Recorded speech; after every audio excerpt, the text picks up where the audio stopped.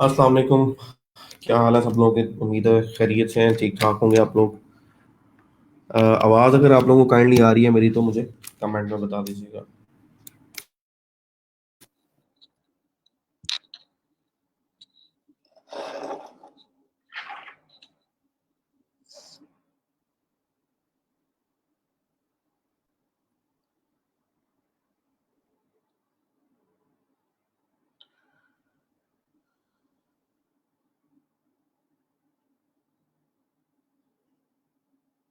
आवाज़ आ रही है आप लोगों को?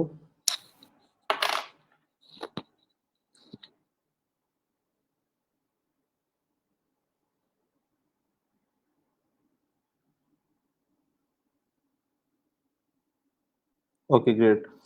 अच्छा जी, सबसे पहले एक दो लोग हैं, उनसे आई वुड अपोलोजाइज कि मैं उनको टाइमली रिप्लाई नहीं कर सका या मैं उनको जो है टाइम दे नहीं सका। Although it's not an official responsibility on me to reply you every time, लेकिन मैं कोशिश करता हूँ कि जो मुझसे कोई क्वेरी कर रहा है मैं उसका आंसर टाइमली दे सकूँ। पिछले कुछ दिनों से तबीयत बहुत ख़राब है, और इस टाइम पे स्पेशली सुबह उठने के बाद for like 2-3 hours I don't know headache और बाकी जो सिम्टम्स हैं बुखार की वजह से, वो बहुत जो है वो तंग करती हैं। सो किसी टाइम अगर आपको मैं रिस्पॉन्ड बैक ना कर सकूं, इवन रात को लेट समटाइम्स कुछ लोग मैसेज करते हैं, तो please try to understand that I am maybe resting at that time, or I'm not feeling good enough to sit on my laptop.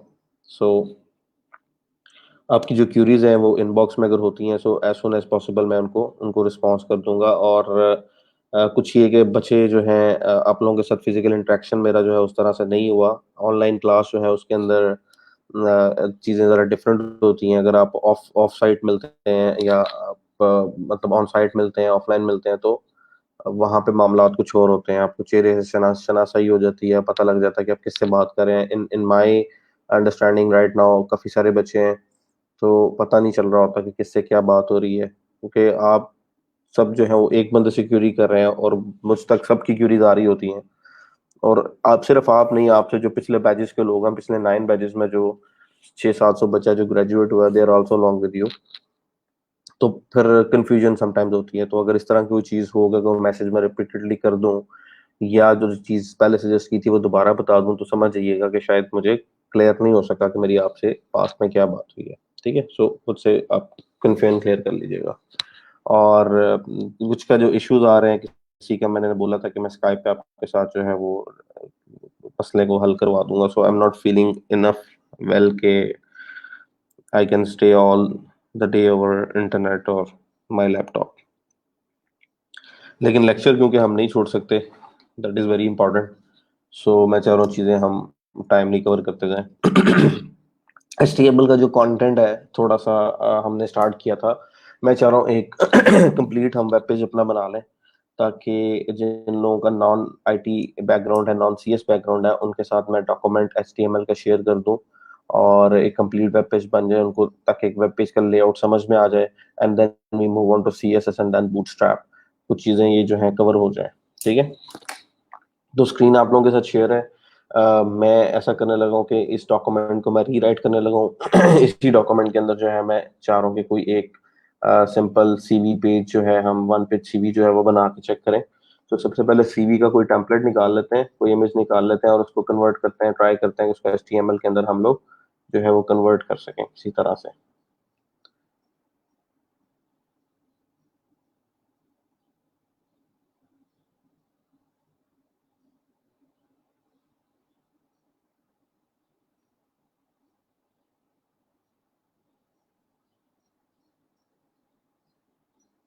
ये वाला जो टेम्पलेट है हम कोशिश करते हैं कि इसको हम कन्वर्ट करेंगे HTML डॉक्यूमेंट के अंदर। मुझे पता है कई लोगों को HTML पहले से आती होगी। मेरे लिए भी जो रिपीटेड काम है उसको बार बार करवाना मुझे भी अच्छा नहीं लगता एट सम पॉइंट। लेकिन जिन लोगों का एक्सपीरियंस नहीं है, इट्स नेसेसरी फॉर देम, क्योंकि जिन लोगों को आती है वो उनके लिए तो हो सकता है उनको नई चीज उसमें से कोई चीज मिल जाए, लेकिन जिनको नहीं आता उनकी बेस बनना बड़ा जरूरी है। क्योंकि अगर आपको अल्फाबेट्स नहीं आते और आपको काउंटिंग नहीं आती, you can not do any kind of English communication, और you can not do the mathematics. So base अगर होगी नहीं आपकी कोडिंग की, तो you can not create a good website. So इसलिए जो है we are gonna do that. तो इस डॉक्यूमेंट को मैं चेंज कर रहा हूँ इस सीवी के अंदर। सो फर्स्ट ऑफ ऑल अगर आप सीवी को एनालाइज करें तो इसके कुछ पोर्शन हैं। पहले पोर्शन के अंदर आपके पास प्रोफाइल इंफॉर्मेशन है उस बंदे की जिसकी ये सीवी है, जिसमें उसका नाम आ रहा है, उसका डेजिग्नेशन आ रहा है, एड्रेस आ रहा है, करंट यूनिवर्सिटी आ रही है, एंड देन ये तीन जो है हमारे पास उसका एड्रेस आ रहा है, देन सोशल प्रोफाइल है, फोन नंबर है, ईमेल है, और उसके बाद छोटी सी समरी है उस बंदे के बारे में, हल्का सा इंट्रोडक्शन है, and then there comes education part. ठीक है, और एजुकेशन के बाद professional appointment and then books. So ये डॉक्यूमेंट बनाने का मतलब ये है कि हमें एकदम सारी समझ आ जाएगी कि एचटीएमएल डॉक्यूमेंट किस तरह से बनता है, या आपने लेआउट को देख के किस तरह से अपना एक वेब पेज बनाना है। ठीक है, उसके बाद जो है इसी को थोड़ा सा हम कलर करेंगे यूजिंग सीएसएस, तो हमें आइडिया हो जाएगा किस तरह से हमें किसी भी डॉक्यूमेंट की स्टाइलिंग करनी है। ठीक है, अच्छा जी, टाइटल जो है मैं सारा ये रिमूव कर रहा हूँ। स्टार्ट से मैं बनाने लगा इस डॉक्यूमेंट को, ताकि जिन लोगों का जिन जो नई लेक्चर ले सके एचटीएमएल का, उनको उनके लिए जो है आज का लेक्चर अगेन वो स्क्रैच से हो जाए। तो सबसे पहले आप डॉक्यूमेंट टाइप बताते हैं एचटीएमएल। ये इस टैग का मतलब भी होता है कि वी आर राइटिंग HTML5। इसको अगर मैं कमेंट देना चाहूँ यहाँ पे तो मैं कमेंट दे सकता हूँ HTML5 डॉक टाइप। ठीक है, ये मैंने इसलिए दिया है, और ये कमेंट मैं अपनी अंडरस्टैंडिंग के लिए या इस अंडरस्टैंडिंग के लिए रखता हूँ कि कल को कोई दूसरा डेवलपर आके अगर मेरे कोड को ओपन करता है तो उसको जो है वो कमेंट्स देख के समझ आ जाए कि कोई कोई टैग या कोई सेक्शन मैंने किस लिए क्रिएट किया है। फिर जी हमारे पास आता है HTML का टैग, एंड देन हमारे पास आता है हेड और बॉडी। ये मेरा जो एडिटर है उसने ऑटो ऐड कर दिया है, इसलिए मैं इसको वापस डिलीट कर रहा हूँ और मैं मैनुअली सारी चीज को ऐड करने लगा हूँ। तो सबसे पहले HTML का ओपनिंग और क्लोजिंग टैग, उसके अंदर हमारे पास आ जाएगा बॉडी का ओपनिंग और क्लोजिंग टैग। थोड़ा सा अगर आप देखें तो एक आइडेंटिशन जो है वो यहाँ पे आ गई है, दो स्पेसेस आ गई हैं। कोड की रीडेबिलिटी के लिए हमेशा याद रखिएगा जब भी आपने नेस्टेड एलिमेंट लिखना है तो आप उसको थोड़ी सी इसकी स्पेसिंग दे देंगे, मार्जिन दे देंगे लेफ्ट से, या इंडेंट कर देंगे। उससे क्या होगा कि आपके कोड की रीडेबिलिटी अच्छी हो जाएगी। अगर ये पेज कल को 10,000 लाइन ऑफ कोड पे भी चला जाता है तो I can purely see with this indentation के पेरेंट एलिमेंट कौन सा और नेस्टेड एलिमेंट कौन सा है। बिकॉज आपने अभी तक कोई प्रोफेशनल प्रोजेक्ट देखा नहीं, अगर मैं आपको कोई प्रोफेशनल प्रोजेक्ट दिखा दूं कि प्रोफेशनल प्रोजेक्ट के अंदर जो कोड होता है वहां पे समटाइम्स अगर आप देखें चीजों को तो it becomes very difficult, you can not understand it in a very simple way. अगर आपने प्रॉपर ओरिएंटेशन नहीं की हुई तो आपके लिए प्रॉब्लम क्रिएट हो जाती है। So let me share a simple layout with you.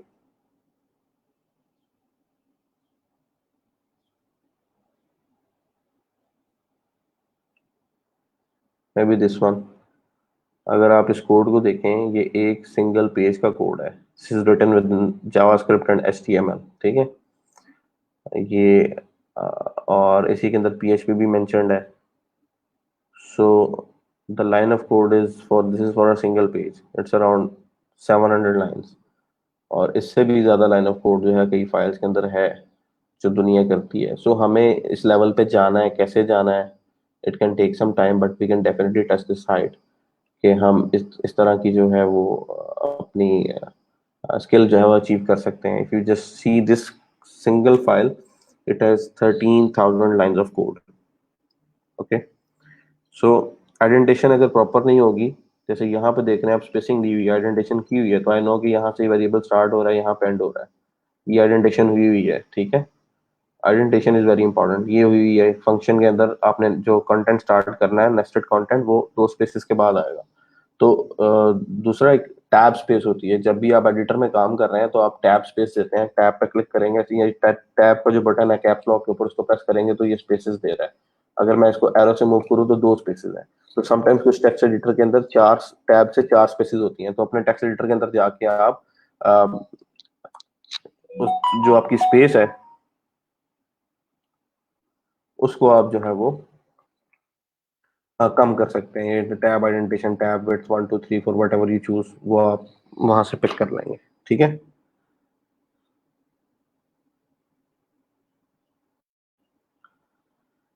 दूसरी चीज ये है कि कुछ लोग आप में से आ रहे हैं, लेक्चर ले रहे हैं, but they are not marking their attendance. तो मैनेजमेंट को उससे कंसर्न होता है काफी कि लोग अगर आ रहे हैं और लेक्चर देख रहे हैं, why are not they marking their attendance, तो अपनी अटेंडेंस लाजमी मार्क कीजिएगा। उसमें मेरा कोई भला या नुकसान नहीं है। आपका अपना जो एक क्राइटेरिया 80% अटेंडेंस का वो शॉर्ट होगी तो प्रॉब्लम आपके लिए है, ठीक है।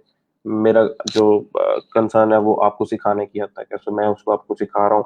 अपनी अटेंडेंस जो है वो लाजमी मार्क करें, ताकि एक आपका रेगुलर जो डाटा है वो हमारे पास अवेलेबल रहे। अच्छा जी, हेड का सेक्शन होता है जिसमें आप चीज़ें ऐड कर लेते हैं, एक्सटर्नल रिसोर्सेज ऐड कर लेते हैं। बॉडी के सेक्शन के अंदर आप बाकी का कंटेंट लोड करते हैं। सो राइट नाउ मुझे जो पेज क्रिएट करना है, this page I have to create, और इसके लिए जो चीज़ मुझे चाहिए, मुझे अगर आप देखें 3 सेक्शन है। पहला सेक्शन है, और दूसरा सेक्शन एजुकेशन का, और तीसरा सेक्शन ये पर्सनल डिपार्टमेंट, और चौथा सेक्शन बुक्स का। सो जो पहला सेक्शन है, इसको बनाने के दो तरीके हैं। दो तरीके ये हैं कि इसको आइदर हम डिव के लेआउट से बना लें, आइदर हम टेबल के लेआउट से बना लें, ठीक है। टेबल का लेआउट क्या होता है, मैं पहले आपको वो चीज समझा दूं, उसके बाद जो है हम डिव पे बात करते हैं।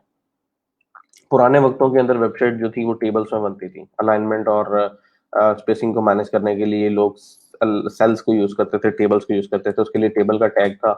टेबल का टैग क्या होगा, आपका एक टेबल क्रिएट कर देगा आपके वेब स्क्रीन के ऊपर। टेबल के अंदर एक रो होती है, रो का जो स्पेसिफिकली टैग है दैट इज TR। तो एक टेबल के अंदर, जैसे एक टेबल आप कोई भी निकाल लें, मैं यहाँ से आपको दिखा देता हूँ टेबल का टैग, ताकि आपको आइडिया हो जाए what we are gonna build.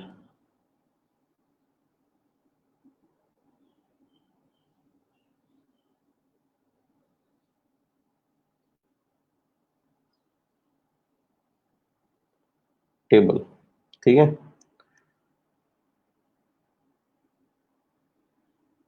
क्या आउटपुट चाहिए हमें,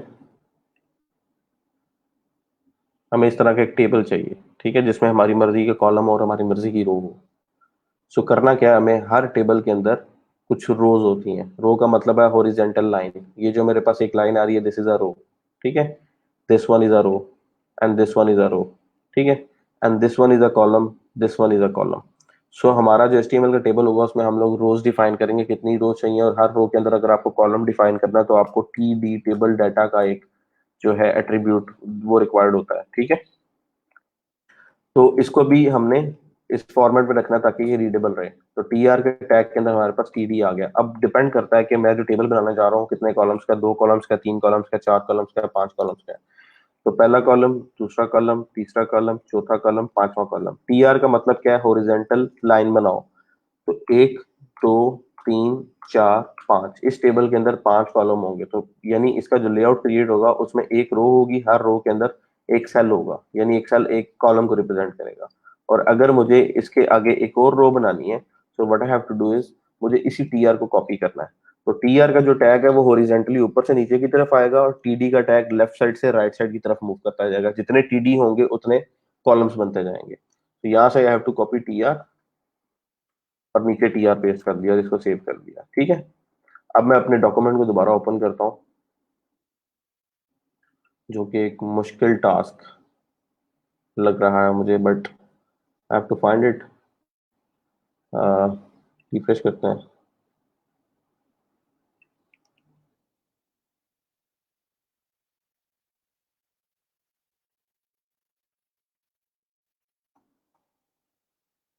just open it from Finder window. So documents, documents के अंदर essay tech 10 and my first web, open with Google Chrome, ठीक है। तो अभी मेरे पास ये लेआउट आ रहा है। अगर मैं इसकी साथ इंस्पेक्ट विंडो ओपन करूं तो मुझे नीचे HTML का सारा स्ट्रक्चर भी नजर आ रहा है। हेड है, हेड के अंदर बॉडी है, बॉडी के अंदर टेबल है। टेबल आपने बना दिया, टेबल बन गया। यहाँ पे अगर आप देखेंगे इसकी आउटपुट थोड़ी डिफरेंट है। जो हमारा ब्राउजर है वो ऑटोमेटिकली जो एलिमेंट्स हैं उनको उनकी रेंडरिंग करवाते वक्त वैलिडेशन खुद ही कर देता है। अगर ब्राउजर समझता है कि टेबल के टैग को ट्रांसलेट करना है कि बॉडी का सेक्शन T बॉडी के टैग के थ्रू आए HTML5 के अंदर, तो ऑटोमेटिकली T बॉडी को पुट कर देगा, ठीक है।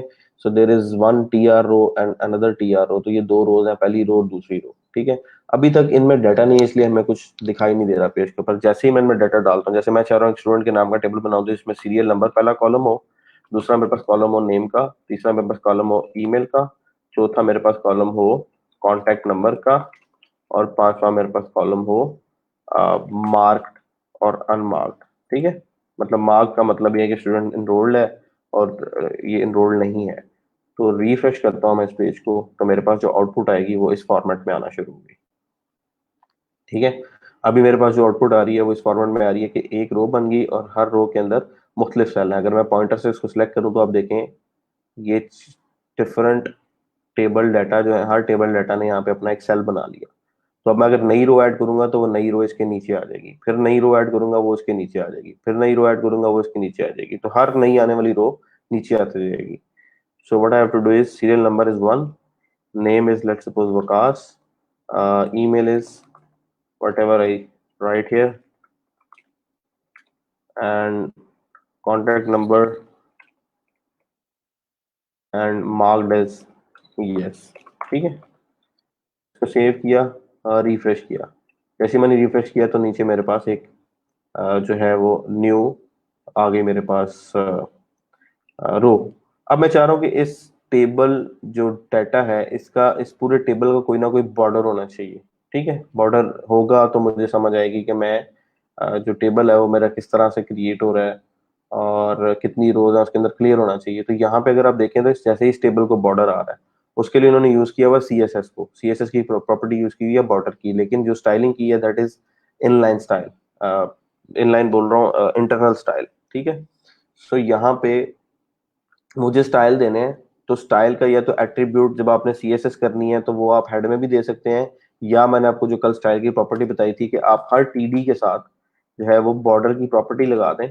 और बॉर्डर की प्रॉपर्टी जो होती है, जो बॉर्डर बेसिकली हमारी प्रॉपर्टी है उसकी वैल्यू किस तरह से होती है, that is in 3 parts. First part is the width of border, second is style of border, third is colour of border. ठीक है, 1 पिक्सल सॉलिड ब्लैक। तो कॉपी किया, सेव कर रहा हूं मैं और वापस अपने वेब पेज पे आता हूँ। तो इस सेल को बॉर्डर लग गया, पहले TD को बॉर्डर लग गया यहाँ पे। तो सिमिलरली मुझे स्टाइल को यहाँ पे पेस्ट करना है। स्टाइल मैं पिक करूंगा, कॉपी करूंगा and then I will paste it here. Okay, इस तरह से आप करते जाएं।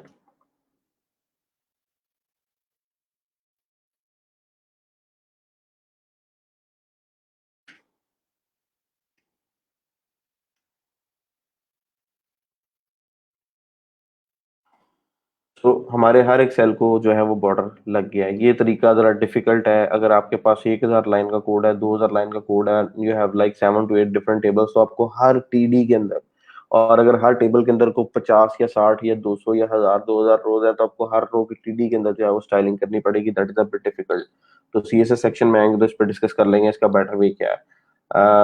दूसरा तरीका जो है, एक तो ये डाटा को शो करवाने का हमारे पास तरीका हो गया। दूसरा, अगर मुझे इन्फॉर्मेशन को इस तरह से शो करवाना तो what can I do is I can use a div। div जो है समझ लें is like a box, it's like a container, that is an empty container. इसमें आप जो भी रखेंगे वो एक बॉक्स के अंदर वो चीज आ जाएगी। ठीक है, जिस तरह आपका पैराग्राफ आपने रखा तो उसने अपनी स्पेसिंग एक मैनेज कर ली। div का मतलब है कि आप जब भी किसी कंटेंट को दूसरे कंटेंट से अलग करना चाह रहे हैं या एक पेज को 5 हिस्सों में डिवाइड करना चाह रहे हैं तो आप 5 divs क्रिएट करके हर सेक्शन को दूसरे सेक्शन से अलग कर सकते हैं। सो what we do is this is div 1 मैंने इसको सेव किया और यहाँ पे आगे मैंने रिफ्रेश किया पेज को, तो ये मेरी पहले div आ गई। अगर मैं div यहाँ पे कॉपी करके दूसरी रखता हूँ तो दिस इज div 2। ठीक है, मजीद कॉपी करता, अगर आप देखें तो div वाला जो हमारे पास यहाँ पे एलिमेंट्स का आउटपुट आ रहा है वो हमेशा नई लाइन में आ रहा है। ठीक है, नई लाइन में क्यों आ रहा है? नई लाइन में इसलिए आ रहा है कि div जो है, जब HTML के एलिमेंट्स की बात होती है तो दो तरह के एलिमेंट्स होते हैं, ब्लॉक लेवल एलिमेंट्स और inline elements. Block level elements वो होते हैं जो अपने बाद किसी दूसरे एलिमेंट को नहीं आने देते। जैसे ये एलिमेंट है तो अगर इसकी स्पेस यहाँ पे खत्म हो गई है तो इसके बाद जितनी भी स्पेस है उसपे वो किसी दूसरे एलिमेंट को नहीं आने देगा, वरना ये वाली डिव इसके आगे इस स्पेस में ये वाला कंटेंट आ सकता था, ये वाला कंटेंट इस स्पेस के आगे आ सकता था, या ये नीचे वाली दोनों लाइनें इस लाइन के आगे आ सकती थी। लेकिन इन जो हमारे स्पेसिफिक ये वाले जो HTML टैग है, स्पेसिफिकली जो डिव का टैग है, वो ब्लॉक लेवल एलिमेंट है। Block level, block level means के वो जो डिव का टैग है उसके अंदर कंटेंट चाहे कम है चाहे ज्यादा है, जितने एरिया में उसका कंटेंट आ रहा है उसके आगे जो स्ट्रेट अवे जितनी भी रो है उसके अंदर डिव किसी और चीज को नहीं आने देता। तो अगर आप चाहते हैं कि इन डिव्स को आप सामने ले आए तो आपको इनकी प्रॉपर्टी को चेंज करना पड़ता है। ठीक है, वो प्रॉपर्टी क्या है उसके बारे में भी बात करेंगे। सो अब या तो हम लोग डिव्स का लेआउट को यूज करके जो है वो अपना काम कर लें या टेबल्स को यूज करके कर लें, it's up to us. I would suggest कि हमें जो है वो डिव को यूज करना चाहिए जहां पर डिव यूज होती हो, और टेबल को यूज करना चाहिए जहां पर टेबल हमारा यूज होता हो। सो let me just make it a little simple for you. थोड़ा सा हमारे पास जो रश है उसको हम कम करते हैं। सीवी जो है हमारी, ये वाली जो सीवी है इसको ओपन करते हैं। ठीक है, and I am adding both here in one single page. ठीक है, तो मुझे जो लेआउट बनाना है वो ये वाला बनाना है। ठीक है, और कोड मेरा ये आ रहा है। सो मैं खत्म कर रहा हूँ इस टेबल सेक्शन को कंप्लीटली, और वापस दोबारा से मैं इसको स्टार्ट करने लगा। अच्छा, डिव का मकसद क्या है कि आप अपने पेज के सेक्शन बना लें। तो मैं इस पेज को राइट नाउ 4 सेक्शन में चेंज करना चाह रहा हूँ। पहला सेक्शन, दूसरा एजुकेशन का सेक्शन, तीसरा प्रोफेशनल अपॉइंटमेंट का सेक्शन, चौथा बुक्स का सेक्शन। ठीक है, तो पहली डिव क्रिएट की, दूसरी, तीसरी, चौथी। यहाँ पे आप प्रोफेशनल समरी, ये प्रोफेशनल समरी का सेक्शन हो गया। ये वाला एजुकेशन। ठीक है,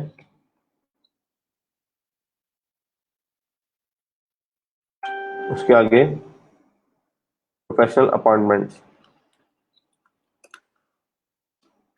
या वर्क हिस्ट्री की बात कर लेते हैं।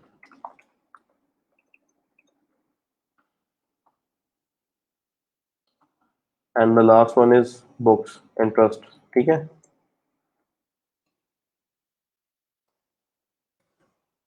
Interest summary. चलो, मेरे पेज का ये लेआउट हो गया, जिससे मुझे समझ आ गई कि मेरा जो पहली डिव है उसके अंदर सारे का सारा कंटेंट प्रोफेशनल समरी का होगा। क्लियर है? अच्छा जी, अब इसके अंदर मुझे करना क्या है, नाम चाहिए। नाम क्या कि मुझे ये प्रोफेशनल लाइन चाहिए। तो क्या करूंगा, कर ये सकता हूं मैं कि यहाँ पे मैं जो है सबसे पहले अगर मैं इसको देखूं तो ये इट्स लाइक एन हेडिंग। तो मुझे H1 का एक टैग चाहिए, उसके अंदर मैं लिखूंगा जेन फ्रैंकलिन। ठीक है, this is a picture so I can not copy it, so I have to write it, Jane Franklin. ठीक, उसके नीचे उसका डेजिग्नेशन है। अब साथ साथ मैं एलिमेंट्स के ऊपर भी बात करता जाऊंगा। रिफ्रेश कर रहा हूँ तो जेन फ्रैंकलिन यहाँ पे आ गया। जेन फ्रैंकलिन को देखें तो थोड़ा सा जेन फ्रैंकलिन का जो टेक्स्ट साइज है दैट इज अ बिट बिगर। तो टेक्स्ट साइज सेम करने के लिए क्या किया जा सकता है, आपके पास यहाँ पे एक होती है रूलर एक्सटेंशन। ठीक है, रूलर एक्सटेंशन आप क्रोम के स्टोर पे जाएंगे वहां से आपको मिल जाएगी। जैसे मैं यहाँ पे जाता हूँ, मैं लिखता हूँ क्रोम रूलर एक्सटेंशन। ठीक है, और यहाँ पे जाके ये रूलर एक्सटेंशन है, इस पे मैं क्लिक करता हूँ और इसको ऐड टू क्रोम कर लूंगा। उसके बाद क्या होगा, ये रूलर एक्सटेंशन आपके पास ऊपर ऐड हो जाएगी। काफी सारी है मेरे पास, जो ऑलरेडी ऐड हुई है वो ये वाली है। ठीक है, पेज रूलर रिडक्स। तो मैं पेज रूलर रिडक्स को यहाँ से निकालता हूँ। ठीक है, और मैं यहाँ पर ड्रॉ करके चेक कर लेता हूँ कि इस टेक्स्ट की विड्थ क्या है। ठीक है, तो टेक्स्ट की विड्थ मेरे पास ये नीचे आ रही है कि जो मैंने कंटेंट बनाया उसकी विड्थ है 278, और इसकी हाइट कितनी है, इस टेक्स्ट की हाइट कितनी है स्पेसिफिकली। जैसे स्मॉल और की हाइट अगर मैं चेक करूं तो दैट इज 17, और इस पूरे की अगर मैं हाइट चेक करूं जे तक, दैट इज अराउंड 43। ठीक है, so I can do that while styling के। मैं स्टाइल का टैग यहाँ पे लगा के फॉन्ट साइज के अंदर जो है वो साइज को इंक्रीज कर दूं। फॉन्ट साइज कितना होना चाहिए, 43 पिक्सल्स। ठीक है, दैट्स जस्ट माई आइडिया कितना फॉन्ट साइज मेरे पास आएगा। फिर इसकी लेफ्ट साइड पे अगर आप देखेंगे तो स्पेस आ रही है, इस पूरे के लेफ्ट साइड के ऊपर आपके पास स्पेस आ रही है। स्पेसिंग कैसे मैनेज होगी अभी हम इसके ऊपर नहीं जा रहे हैं, we are just right now creating the content. हमें पूरा कंटेंट एक पेज बनाना है, उसके बाद हम लोग स्पेसिंग में मार्जिन पर उन चीजों के ऊपर जो हम फोकस करते हैं। अच्छा जी, नाम आ गया, नेम ऑफ दैट पर्सन आ गया। एंड इसके बाद मेरे पास जो है उसका मुझे डेजिग्नेशन चाहिए। तौसीफ भट्टी साहब ने ग्रुप में पोस्ट किया है, you are not filling attendance form on regular basis, kindly make sure to mark online attendance on daily basis. तो जिन लोगों के नाम बोल रहा हूँ काइंडली अपनी अटेंडेंस का ख्याल करें। समीर इफ्तिखार साहब हैं, मोहम्मद तहजीबुल हसन है, और एहसन नसीर हैं, इकरा लतीफ़ हैं, अल मोइनी अफजल भट्ट या फजल भट्ट, एंड देन मोहम्मद इब्राहिम, मोहम्मद अली, फरवा, निशवान ताहिर, अहमद, अली इकबाल, मिसबा आबिद, मोहसिन रजा, अली राशिद, अलमदार हुसैन शाह साहब, कंवल अब्बास, मोहम्मद खालिद, बिलाल अहमद, सबा जावेद, मुश्तबा हफीज। ये सिचुएशन मेरे लिए भी थोड़ी सी ऑकवर्ड बन जाती है, और आप लोगों को भी थोड़ा सा ख्याल करना चाहिए। मुझे अच्छा नहीं लगता इस तरह से ड्यूरिंग लेक्चर जो है वो मुझे लिस्ट बताई जाए और मैं लिस्ट से नाम आप लोगों को बता रहा हूँ। तो अगर आप लेक्चर बाद में भी देख रहे हैं तो थोड़ी सी शर्म करके जो है ऑन टाइम अपनी अटेंडेंस मार्क कर दीजिए कीजिए। मेरा काम आप लोगों को सिखाना, आपकी अटेंडेंस जो है वो आपको खुद मैनेज करनी है, मैं आके आपके से की अटेंडेंस नहीं लगा सकता। अच्छा, हेडिंग मैंने यहाँ पे जो है वो लगा दी है, एंड देन आफ्टर हेडिंग मैं यहाँ पे मुझे एक डेजिग्नेशन चाहिए, तो that is kind of same size, size थोड़ा सा डिफरेंट है, छोटा है। और यहाँ पे इसका मतलब है कि अगर मैं H6 यूज कर लूँ या H3 यूज कर लूँ तो कंटेंट थोड़ा सा मेरा ज्यादा है। कंटेंट यहाँ पे मैं लिख लेता हूँ अपना एड्रेस का या प्रोफेशनल डेजिग्नेशन का, डॉगलास केली, प्रोफेसर, ठीक है, professor of English. After that मुझे चाहिए एड्रेस। अगर आप देखें एड्रेस का जो कंटेंट है that is a bit bold, university of Pennsylvania is a bit bold, लेकिन दोनों अगर आप देखें तो बड़ी जो है वो उसमें है, एक लाइन में है। ये एड्रेस और जो सोशल लिंक दिया हुआ लिंक्डइन का, these are both in a line. तो अब इन दोनों को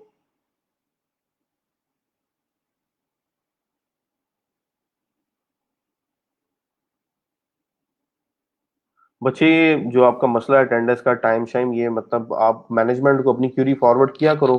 आप अपने उसको लैब मैनेजर को, अगर आप जेलम से हो तो जेलम वालों को फॉरवर्ड करो, सियालकोट से हो तो सियालकोट वालों को फॉलो करो। ठीक है, उनको कन्वे करो जी हमें ये मसला आ रहा है, हमारा अटेंडेंस टाइम जो है उसको कम कर दें, ज्यादा कर दें। मेरे पास 2 घंटे होते हैं या ये 1.5 घंटा होता है, मैं उसमें अपना कंटेंट शेयर करना चाहता हूँ, मैं अटेंडेंसेस के पीछे नहीं भाग सकता। ये समझ आनी चाहिए सबको, तो इसको आप खुद मैनेज किया करें।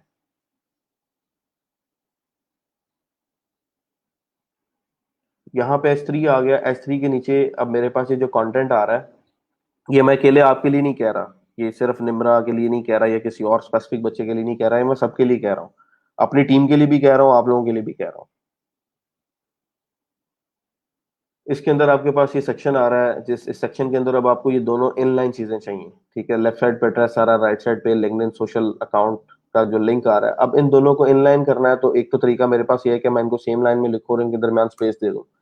अब वो किस तरह से हो सकता है कि मैं यहाँ पे एक डिव क्रिएट करूँ। अब डिव इज इस काइंड ऑफ बॉक्स, इस बॉक्स के अंदर मैं 2 कंटेंट लिखूँ और वो उनको बिल्कुल सेम लाइन में ऐड कर दूं। जैसे मैं यहाँ पे लिखूँ एड्रेस, और उसके बाद अगर मुझे स्पेस देनी है प्रोफेशनली, अगर मैं यहाँ पे एड्रेस के बाद लेट्स सपोज लाहौर लिखता हूँ और मैं इसको सेव करके पेज पे रिफ्रेश करता हूँ, तो मेरे पास सिचुएशन क्या होगी, एड्रेस और लाहौर में सिर्फ एक स्पेस आएगी, अनलेस कि मैं HTML का जो मेरे पास जो टैग है स्पेसिफिक स्पेस का, उसको मैं यूज करूँ। तो स्पेस देने के लिए HTML के अंदर एंड NBSP सेमीकोलन ये चीज होती है मेरे पास, ये कोड है, एंटिटी कोड है, इसको मुझे यूज करना है और बार बार पेस्ट करना है। ठीक है, तो जितने मैं ये दफा इसको पेस्ट करूंगा मेरे कंटेंट में स्पेस आती जाएगी। मैंने इसको गलत लिख दिया, दैट इज NBSP। ठीक है, इसको ठीक कर लें, कॉपी करते हैं।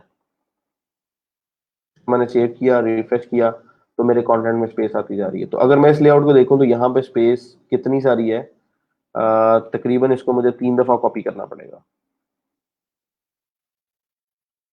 ठीक है, और इसको मैं रिफ्रेश कर रहा हूँ, अभी भी कम है। सारे को कॉपी करके एक दफा पेस्ट करके रिफ्रेश कर रहा हूँ, तो ये मेरे पास स्पेस आ गई। अगर आप प्योर HTML में काम कर रहे हैं, CSS यूज नहीं कर रहे, तो this is the only way to do this thing. एक तरीका ये है, दूसरा तरीका क्या है कि यहाँ पे टेबल यूज कर लिया जाए। आई वुड सजेस्ट कि मैं यहाँ पे टेबल यूज कर लूँ, क्योंकि टेबल स्ट्रेट अवे अपने लेआउट को मैनेज कर लेगा। अगर मैं बॉर्डर नहीं दूंगा तो सेल्स के अंदर ये वैल्यू आराम से आ जाएंगी। So what can I do right here के just create a table of this thing, या I can use div whatever is best for me. अगर मैं यहाँ पे नीचे यहीं पे ऊपर div लगा लेता हूँ, नीचे आपके लिए मैं टेबल लगा देता हूँ, इस तरह से कर लेते हैं कि जी लिंक्डइन का जो लिंक देना है। अब आप अगर देखें तो एड्रेस जो है दैट इज बोल्ड। तो एड्रेस को बोल्ड करना है, तो मैंने परसों आपको टैग बताया था, ईएम का टैग होता है या बी का टैग होता है बोल्ड करने के लिए, ठीक है। तो नेस्टेड एलिमेंट है, उसको नेस्टेड तरीके से ही शुरू करें ताकि रीडेबिलिटी मेंटेन रहे। और एड्रेस जो है वो बोल्ड है, तो इसको भी बोल्ड कर देते हैं,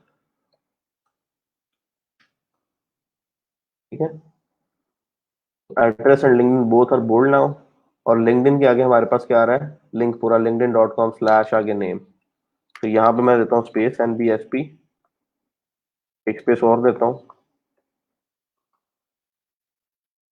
और यहाँ पे अपना लिंक दे देता हूँ linkedin.com/in/ let's suppose Jameel Franklin लिख देता हूँ, whatever, और रिफ्रेश कर देते हैं। तो दिस इज आवर कंटेंट। लेकिन क्या हो रहा है कि ये वाला कंटेंट जो लिखा हुआ है ये भी बोल्ड के टैग में आ रहा है, तो इसको बोल्ड के टैग से बाहर निकालते हैं। बोल्ड का टैग जो है वो सिर्फ आना चाहिए लिंक्डइन की हद तक, ठीक है। और ये स्पेसेस भी नहीं आनी चाहिए, इनको भी बाहर निकाल लें बोल्ड से,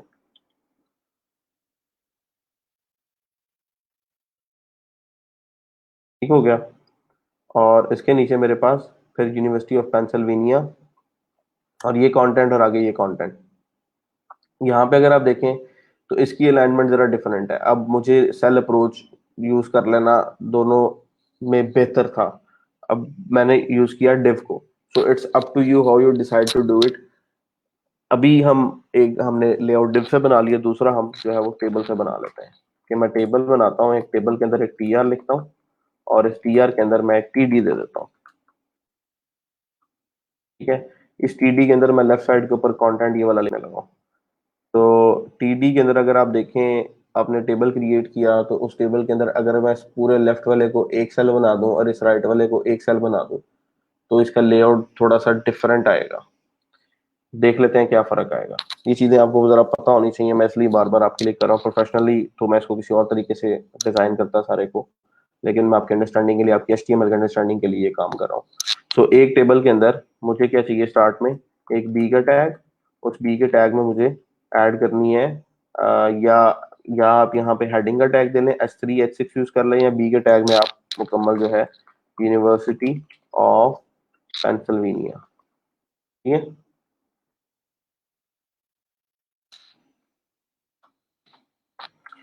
इसको मैंने सेव किया, पेज को रिफ्रेश कर रहा हूँ, तो यहाँ पे मेरे पास आ गई यूनिवर्सिटी ऑफ पेंसिल्वेनिया। अब यूनिवर्सिटी ऑफ पेंसिल्वेनिया के बाद अगर मैं कुछ भी लिखता हूँ तो वो सेम यहाँ पे आ रहा है, सो मुझे यहाँ पे नहीं लिखना। तो अगर मैं यहाँ पे एंटर दे के नीचे ले जाता हूँ, सेव करता हूँ, तो भी वहीं पे रहेगा। तो टेक्स्ट को आप किस तरह से नीचे वाली लाइन में लेके जा सकते हैं, उसके लिए आपका एक टैग है BR का, ब्रेक का मतलब ये होता है कि मैं यहाँ तक जो कंटेंट मैंने लिखा है, अब उसके आगे सारी लाइन में ब्रेक डाल दो और नीचे चले जाओ। और ये ब्रेक मैंने कहाँ पे डाली है, इस सेल के अंदर। तो सेल की ब्रेक जो है वो सेल तक रहेगी, जितनी सेल की चौड़ाई होगी उसमें वो ब्रेक जो है वो मैनेज हो जाएगी। सो नेक्स्ट पेज के अंदर एड्रेस आ रहा है फिलाडेल्फिया, PA स्पेस 19104, USA, ठीक है। और इसके बाद फिर क्या मुझे चाहिए, एक ब्रेक, और इसके आगे होम एड्रेस आ रहा है, ठीक है। सो व्हाट वी डिड कि हमने एक टेबल बनाया, टेबल में एक डिव में एक टेबल सेल में हमने ये चीज अचीव कर ली, और दूसरे टेबल सेल के अंदर हम अब ये वाला ट्विटर वाला जो पार्ट है वो लिखते हैं। क्योंकि ये अगर आप देखें तो ये सारा कंटेंट जो ये लेफ्ट अब में आ रहा है, ये तकरीबन इसके साथ अलाइन हो सकता है, इस लाइन के साथ। ये आगे जो आ रहा है दैट इज नेक्स्ट पार्ट, इसको हम इसके साथ नहीं करने लगे, ठीक है। इसको अलग रखते हैं और इसको इकट्ठा कर देते हैं। सो अब मुझे क्या करना है कि नेक्स्ट जो टीडी होगा मेरा, इस टीडी के अंदर मुझे बोल्ड बोल्ड के अंदर ट्विटर, और ट्विटर के आगे एंड NBSP, दो स्पेसेस मुझे देनी है और इन स्पेसेस के आगे मुझे बाकी कंटेंट अपना लिखना है।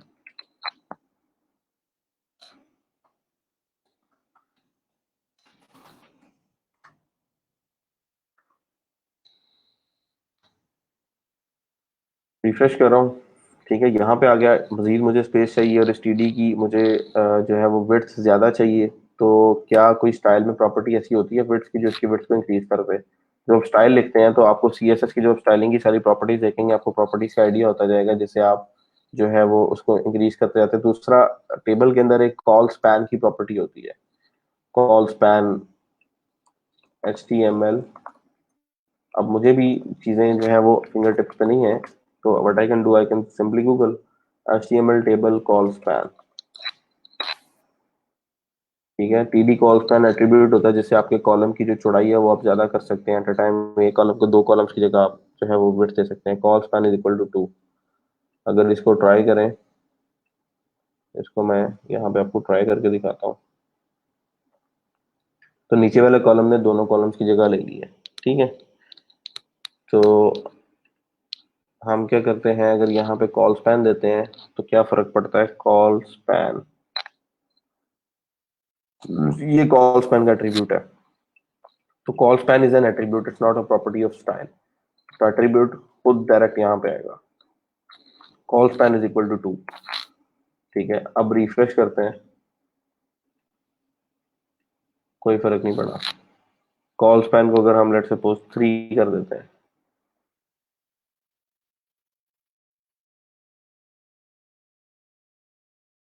कोई फर्क नहीं पड़ा। तो कॉल स्पैन आप जितना मर्जी इंक्रीज करते जाएं, कॉल स्पैन आपका जो है वो उस चीज को जो है वो मैनेज नहीं कर रहा। कॉल स्पैन तब आपका यूज होगा, याद रखना है, कि जब आपके पास हर रो के अंदर टेबल्स की जो तादाद है वो, लेट सपोज आपने पहली रो बनाई थी, उसमें 4 आपके पास आ रहे थे TR। जैसे मैं यहाँ पे एक रो क्रिएट करता हूँ और उसमें मेरे पास 4 TD आ रहे हैं। ठीक है, तो उससे नीचे वाली रो में कहीं पे जाके मैं किसी एक कॉलम की विड्थ बाकी कॉलम्स को असाइन कर सकता हूँ। ठीक है, थोड़ा सा फर्क पड़ा, उसमें कंटेंट आएगा तो ये स्पैन फिर बढ़ता बढ़ता आगे चला जाएगा। सो अगर आपके पास कंटेंट इस तरह से नहीं है तो फिर सबसे बेहतर सोल्यूशन क्या होता है कि आप यहाँ पर स्टाइल लगाएं। ठीक है, स्टाइल लगा के उसमें आप विड्थ लगा लें। तो इस सेल की विड्थ जो है वो मुझे क्या चाहिए, इस सेल की विड्थ मुझे चाहिए तकरीबन तकरीबन ये मेरे पास नीचे विड्थ आ रही है 355 की। ठीक है, तो मैं यहाँ पे 355 पिक्सल जो है वो ऐड कर रहा हूँ। तो ऑटोमेटिकली मेरा अगला कंटेंट जो है वो आगे मूव कर गया। इसको थोड़ा सा कम कर लें, इसको 45 कर लें, 10 पिक्सल पीछे लें, रिफ्रेश करें, इसको 340 पे लें, रिफ्रेश करें। ठीक है, तो दिस इज द वे। अब इसके आगे नीचे मेरे पास अगला कंटेंट आ जाएगा, होम एड्रेस, फोन और ईमेल। तो इस टेबल के आगे, क्योंकि ये जो नीचे वाली अब डिव है ये मुकम्मल सेक्शन की डिव है, तो इस टेबल के आगे मुझे अगला कंटेंट देना है। तो एक मैंने डिव बना ली, क्योंकि अब मुझे ये नजर आ रहा है कि ये वाला जो कंटेंट मैं ऐड करने जा रहा हूँ इसके आगे कुछ भी नहीं है। तो इस पूरे कंटेंट को मैं एक स्पेस में रख सकता हूँ, एक डिव में रख सकता हूँ। यहाँ पे डिव बनाई, इस डिव के अंदर मुझे पहला जो चाहिए उसके लिए भी मैं डिव बना सकता हूँ, या पी का टैग लगा लूँ। पी का टैग क्या करेगा, मेरे कंटेंट को एक ही लाइन में रखेगा और दोनों का पैराग्राफ ऐड कर देगा। तो पहला पैराग्राफ आ जाएगा किसका, होम एड्रेस का, उसके आगे कॉलन आ गया। दूसरा पैराग्राफ में मेरे पास आ जाएगा 713 एन, फोर्थ, फोर्थ के बाद स्ट्रीट, उसके बाद Philadelphia, comma PA19123, comma USA। ठीक है, मैं इसको रिफ्रेश कर रहा हूँ, ये मेरे पास इस तरह से कंटेंट आ गया। सिमिलरली इसको फिर मैं आगे जो है एक पी का टैग और लगाता हूँ और उसमें फोन नंबर लिख लेते हैं।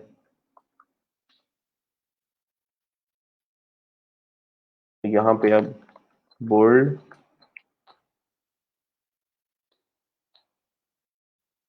बोल्ड के अंदर मैं फोन दे रहा हूँ, फोन के बाद स्पेस आ गई थोड़ी सी, और यहाँ पे आ गया मेरे पास नंबर 267 -861-5317।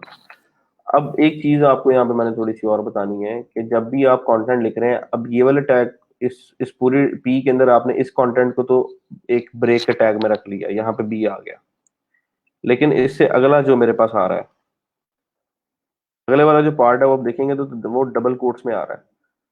तो अब इसको तो हम स्टाइल कर लेंगे एट सम पॉइंट, इसको स्टाइल नहीं कर पाएंगे। जब हम सीएसएस सेक्शन में जाएंगे तो इसको स्टाइल नहीं कर पाएंगे, इसको हमने स्टाइल कर लिया। तो इसको जब स्टाइल करना है तो आपको क्या करना चाहिए, कोई कोशिश होनी चाहिए कि आप हर कंटेंट को, हर टेक्सचुअल कंटेंट को किसी स्पैन में, किसी एचटीएमएल की डिव के अंदर रखें या किसी एचटीएमएल के टैग के अंदर रखें। ठीक है, तो आप यहाँ पे पी के अंदर जो आपका कंटेंट अब ये वाला है, इसको आप रख लें एक स्पैन के अंदर।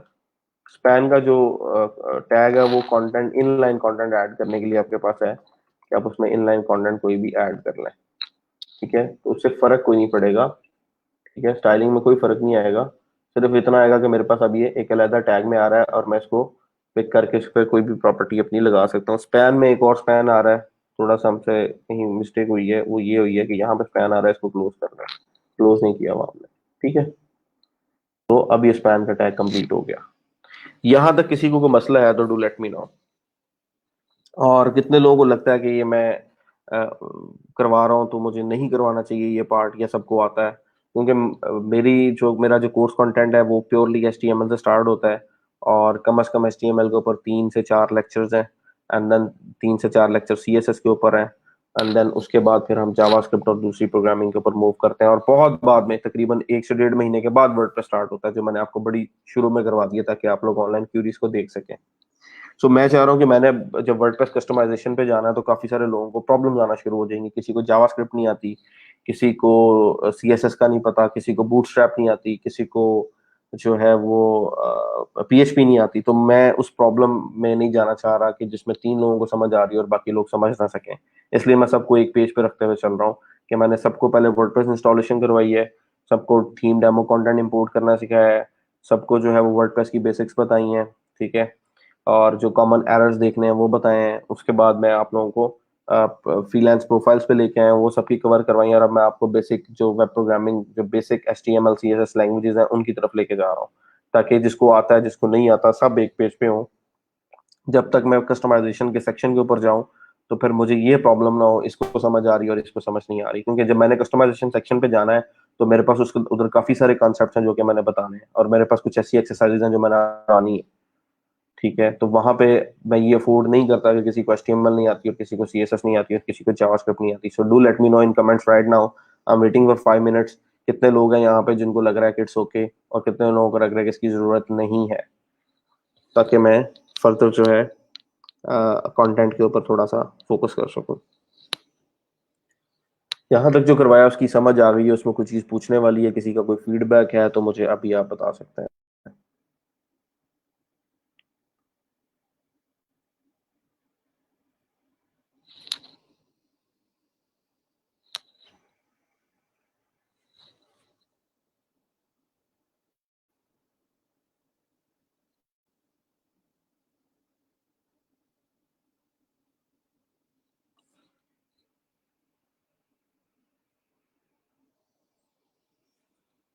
जी, एनीवन, किसी को कोई प्रॉब्लम है, कोई फीडबैक है तो टू लेट मी नो, जो अभी तक हमने काम किया उसके ऊपर।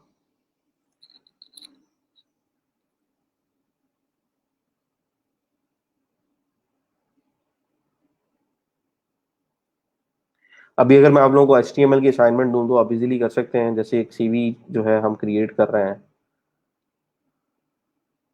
ठीक है, क्लियर है? ओके, चले मैं अपना जो सेक्शन है उसको मैं कंप्लीट कर लूं, फिर मैं आगे CSS की तरफ आता हूँ। अच्छा जी, ये सेक्शन मैंने फोन का जो है वो अपना क्लियर कर लिया, और फर्दर मेरे पास आगे पी का जो टैग है वो यहाँ पे एंड हुआ। फर्दर नेस्टिंग जो है वो आपकी विजिबल होनी चाहिए ताकि आपको समझ आती रहे। और फिर एक पी का टैग जो है मेरे पास यहाँ पे आ गया, और इसके अंदर मैं क्या करने लगा हूँ, पी के टैग के अंदर एक बी का टैग मुझे देना है। ठीक है, नेस्टिंग आप प्रॉपर करना चाहें प्रॉपर तरीके से कर लें, रीडेबिलिटी आपकी ज़रा बेहतर रहेगी। यहाँ पे आप ईमेल का टैग लें, मतलब ईमेल आप लिखें, और उसके बाद आप एक स्पैन दें, और स्पैन को आप यहाँ पे क्लोज कर रहे हैं और उसके अंदर आप अपना ईमेल जो है वो एंटर कर रहे हैं, chain_franklin@gmail.com। ठीक है। और इसके बाद आप एक पैराग्राफ स्टार्ट और एंड कर रहे हैं, और इस पैराग्राफ के अंदर आप ये सारा टेक्स्ट जो है वो लिख देंगे। Proactive lecturer and researcher with 10 plus years of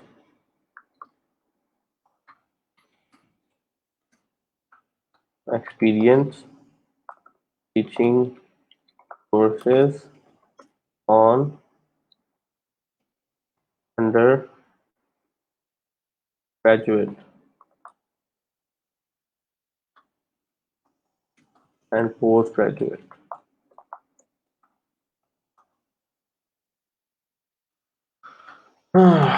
Postgraduate levels. Next is supervised 22 BA thesis 9 MA thesis and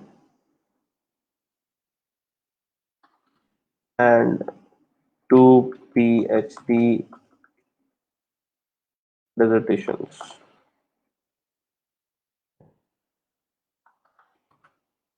तो सेव कर रहा हूँ, वापस जाके रीलोड करता हूँ अपने पेज को, तो ये मेरे पास आ गया। अब इसको देखें और इसको देखें तो आपकी थोड़े तो लेंथ का विड्थ का थोड़ा सा फर्क है। ये पिक्चर है और वो जो है वो मेरे पास जो है पिक्चर नहीं है, वो HTML का पेज है। दूसरा लेटर स्पेसिंग और सेल स्पेसिंग होती है, अगर आप स्पेस देना चाहें आप दे सकते हैं। थर्ड चीज ये है, इसको अगर मैं थोड़ा सा जूम करूंगा तो डेफिनेटली जो मेरी ये वाली है ये लाइन लेंथ नेक्स्ट पे चली जाएगी। जैसे ये वाली पिक्चर इस टाइम जूम है थोड़ी सी बड़ी है और ये थोड़ी सी जूम नहीं है। ठीक है। तो अब जहाँ पे आपको लगता है कि आपको ब्रेक, जैसे सुपरवाइज के बाद आपको ब्रेक की जरूरत है, तो सुपरवाइज के बाद आप यहाँ पे भी का टैग अपना यूज कर सकते हैं अपने कोड के अंदर। ठीक है। तो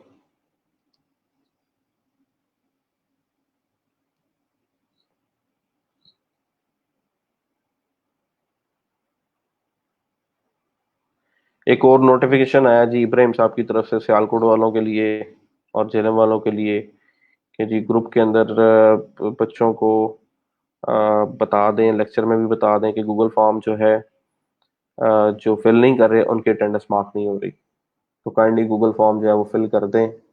आप लोगों को फ्री ऑफ कॉस्ट सारी चीज़ें मिल रही हैं।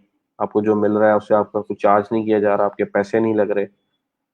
तो अगर पहला प्रोग्राम इस नोयत का है कि बगैर पैसों के आपको ये सारी चीज़ें मिल रही हैं, तो थोड़ी सी इसकी कदर करें। और थोड़ा सा हमें भी शर्मिंदगी से बचाएं यार, हमें शर्म आती है ट्रेनर्स को बार बार ये बात कहते हुए कि हमें बच्चों से ये चीज़ कहनी पड़ रही है। आपको खुद थोड़ा सा एहसास होना चाहिए, आपके टैक्स का पैसा आपके ऊपर लग रहा है, आपको वो चीज़ मिल रही है, प्रॉपर तरीके से मिल रही है, एक्सपीरियंस लोगों से मिल रही है। हमें हमारे टाइम पे नहीं मिली, मुझे आज तक मेरी यूनिवर्सिटी से निकलते हुए किसी बंदे ने चीज़ें नहीं समझाई थी। मैं जब मार्केट गया था, मैंने जॉब की, 6 माह 8 माह बाद मुझे सारी चीज़ों की समझ आना शुरू हुई थी कि काम कैसे होता है प्रोफेशनली। आपको वो सारी चीज़ें घर बैठ के मिल रही हैं और आप लोगों को उसका कोई ख्याल नहीं है। तो मुझे भी इमोशनल ना करें और मुझे इस लाइन पे ना लेके आए कि मैं आपके साथ बड़ा प्रोफेशनल होके चलूँ। तो अपने जो ये कम से कम अटेंडेंस मार्किंग का इशू है, इसको आपकी मेहरबानी है रिजॉल्व कर दें। मैं थक जाता हूँ सुन सुन के अपनी मैनेजमेंट से, आप लोगों से।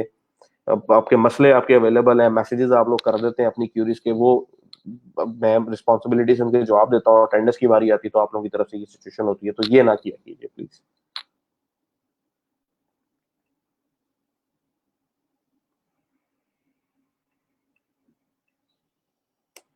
नेक्स्ट पार्ट है जी एजुकेशन का। एजुकेशन जो है वो इस div में आनी है। ठीक है। तो यहाँ पे आप H1 का टैग लगाएं, यहाँ पे आप एजुकेशन को मेंशन करना है। ठीक है। इस एजुकेशन नीचे अगर आप देखेंगे तो ये लाइन आ रही है। ये लाइन आप कैसे ऐड कर सकते हैं, यहाँ पे एक HR का टैग लगाएं। HR का टैग लगाने से आपको एक हॉरिजॉन्टल लाइन मिल जाती है। अगर पेज को रिफ्रेश करते हैं तो ये एजुकेशन के नीचे एक हॉरिजॉन्टल लाइन आ गई। H1 का टैग इस तरह का है कि H1 के टैग के अंदर ऑटो मार्जिन लग रहे होते हैं। ये एलिमेंट्स हैं आपके, यहाँ पे अगर आप इसको थोड़ा सा मैं जूम आउट करूंगा तो यहाँ पे आपके पास एलिमेंट और उसका स्टाइल आ रहा है, और यहाँ पे उसकी कंप्यूटेड प्रॉपर्टी आ रही है। जिस भी एलिमेंट के ऊपर आप खड़े हुए हैं उसके कंप्यूटेड के अंदर जो प्रॉपर्टीज लग रही है वो आ रही है। यहाँ से अगर आप देख रहे हैं तो नीचे आपके पास यहाँ पे आ रहा है मार्जिन। तो इस टाइम इस एलिमेंट का मार्जिन 21 है। अगर मैं इसको 10 कर देता हूँ या 5 कर देता हूँ तो यू विल सी कि ये जो नीचे वाली जो मेरे पास आ रही है स्पेस, ये कम हो जाएगी। तो इसको अगर मैं 0 कर दूंगा तो स्पेस बिल्कुल 0 हो जाएगी। ठीक है।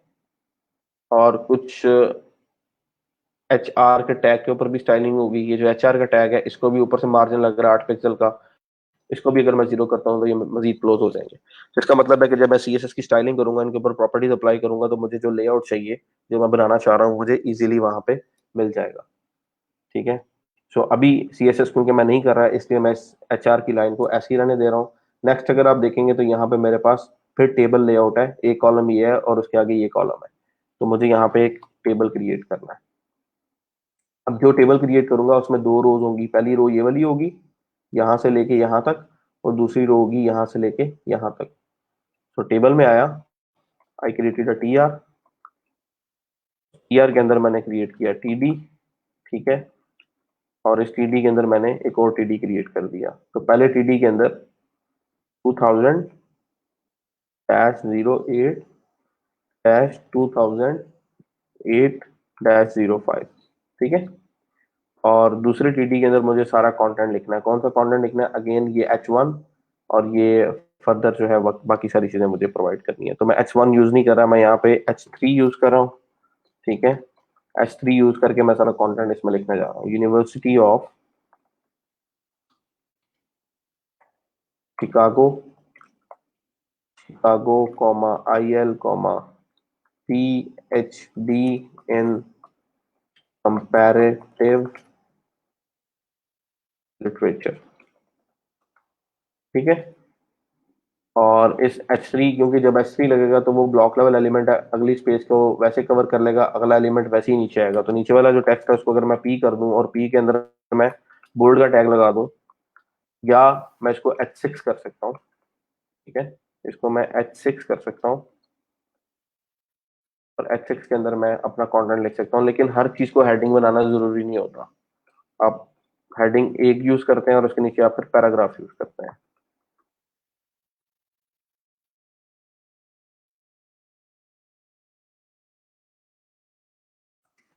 The department of modern languages. ठीक है। उसके आगे आपका थीसिस टाइटल आएगा, फिर पी का टैग लगाएं, क्लोज करें।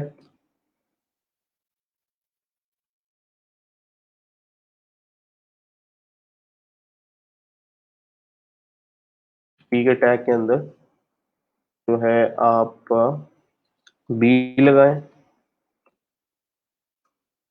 बी के अंदर लिखें थीसिस टाइटल, और इस बी के टैग के आगे आपका, फिर यहां से देखेंगे तो आपका कोड स्टार्ट हो गया, जो हमने कल परसों जो HTML का देखा था, क्यू का टैग।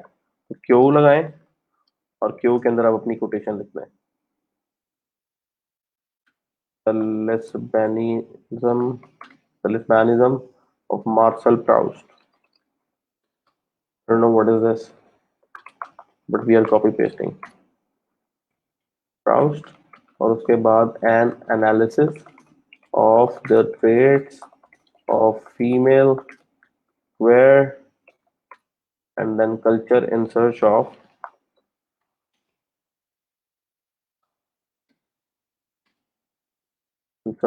lost time। ठीक है।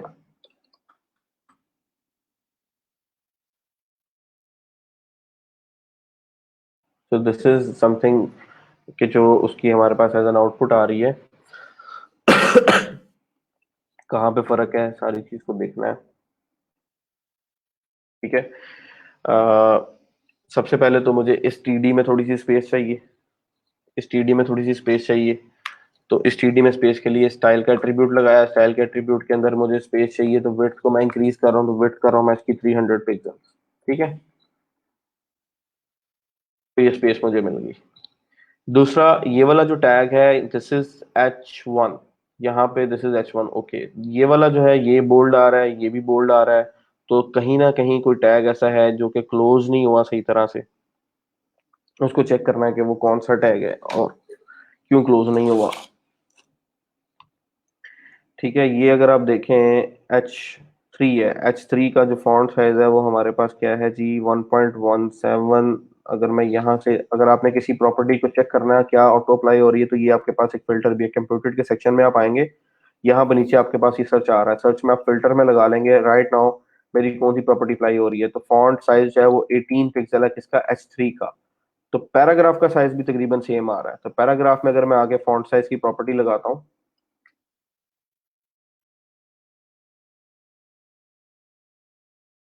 साइज में आते हैं, पैराग्राफ के अंदर टैग है हमारे पास बी का, तो बी के ऊपर फॉन्ट साइज लग रहा है कोई, लेट्स चेक। बी का फॉन्ट साइज, फॉन्ट वेट 700 है, साइज की प्रॉपर्टी यहाँ पर नहीं लगी हुई। तो अगर मैं फॉन्ट साइज यहाँ पे लगा के खुद उसको कम कर देता हूँ, 12 पिक्सल कर देता हूँ, ये छोटा हो गया। ठीक है, और फॉन्ट वेट जो होता है ना, CSS के अंदर जो आपका बोल्ड का टैग है वो वेट का काम करता है। तो वेट अगर मैं इसका कम कर देता हूँ, वेट जो है 100 से लेके 1000 तक होता है, तो मैं 100 की जगह अगर मैं 300 कर देता हूँ, तो थोड़ा सा ये जो टेक्स्ट है ये मोटा हो जाएगा।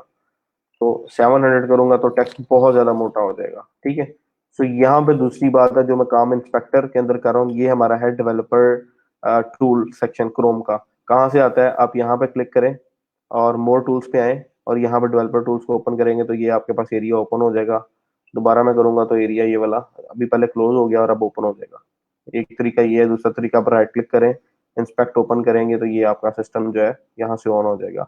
ये सेक्शन में सारे आपके HTML का डॉक्यूमेंट आ रहा होता है, यहाँ पर राइट सेक्शन में सारी उसकी स्टाइलिंग आ रही होती है। तो ब्राउजर के बगैर हमारा काम करना दैट इज क्वाइट डिफिकल्ट। तो फॉन्ट वेट सबसे पहले मुझे इसका कम करके 400 पे लेके आना है। ठीक है, तो राइट नाउ मुझे इसकी स्टाइलिंग में साइज को कम नहीं करना, मुझे इसके फॉन्ट वेट को कम करना है, जो मेरे पास बी का टैग है। तो स्टाइल में आके फॉन्ट वेट की प्रॉपर्टी जो है उसको मैं कर रहा हूँ 400। ठीक है, अब मैं इसको कर रहा हूँ रिफ्रेश। सिमिलरली इसके ऊपर भी मुझे यही प्रॉपर्टी लगानी है। सिर्फ एक बात जो है वो मेरी समझ में नहीं आई, जो समझ में नहीं आई वो ये है, बी का टैग जो है वो यहाँ पे क्लोज होना चाहिए था। यस, यहाँ पे मसला है, बी का टैग यहाँ ओपन होके यहाँ क्लोज हो, ताकि सिर्फ थीसिस टाइटल जो है वो बोल्ड आए, बाकी कंटेंट बोल्ड नहीं आना चाहिए। थीसिस टाइटल जो है, अगर हम पिक्चर में देखेंगे तो ये दोनों थोड़े से डार्क हैं, तो इन दोनों को थोड़ा सा डार्क कर लेते हैं और फॉन्ट साइज थोड़ा सा कम कर लेते हैं। तो font weight should be 500 and font size जो है दैट शुड बी 14 पिक्सल्स। ठीक है, रिफ्रेश कर रहा हूँ मैं, इस तरह से मुझे 600, 600 में मुझे ये चीज़ अचीव होगी। इसी स्टाइल को मैं कॉपी कर रहा हूँ और मैं इसको यहाँ पे थीसिस टाइटल वाले में यूज़ कर रहा हूँ। ठीक है, सो ये मेरे पास डॉक्यूमेंट आ गया मेरी CV का, जो मैं बनाना चाह रहा था। और अगर मैं इन दोनों को भी सेपरेट करूँ, just give me a second, और इसको भी मैं फुल विड्थ कर रहा हूँ और इस कोड को भी मैं फुल विड्थ कर रहा हूँ।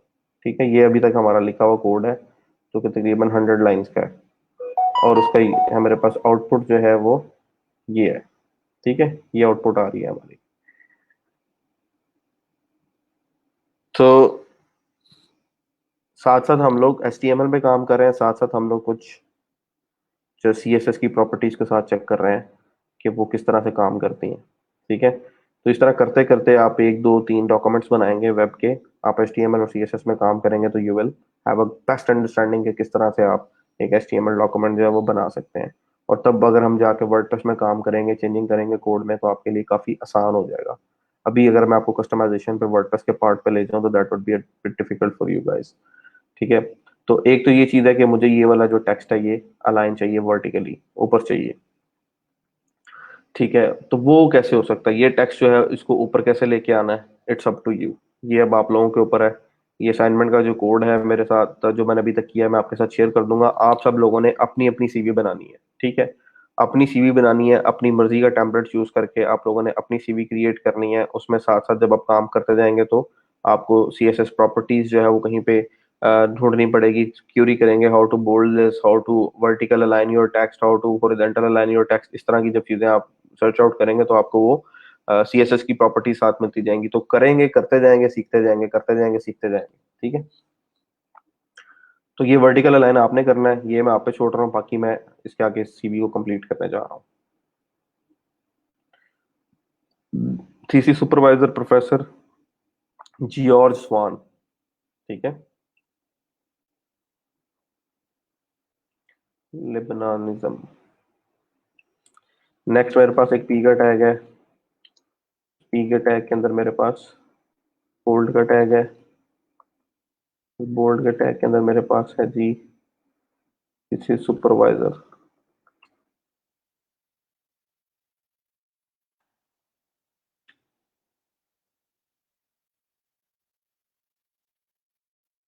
इसके आगे मेरे पास प्रोफेसर जॉर्ज स्वान। ठीक है,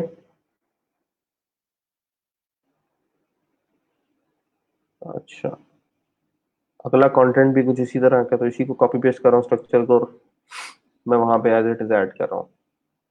इस पूरे टेबल को मैं कॉपी कर रहा हूँ, बल्कि हमने बोला था कि हम 2 रोज ऐड करेंगे, तो why not just copy a single row instead of a table. यहाँ पे आप एक नई रो ऐड कर दें। ठीक है, और यहाँ पे आप, अब कोड की रीडेबिलिटी खराब हो रही है, 7 कमेंट्स दे दें।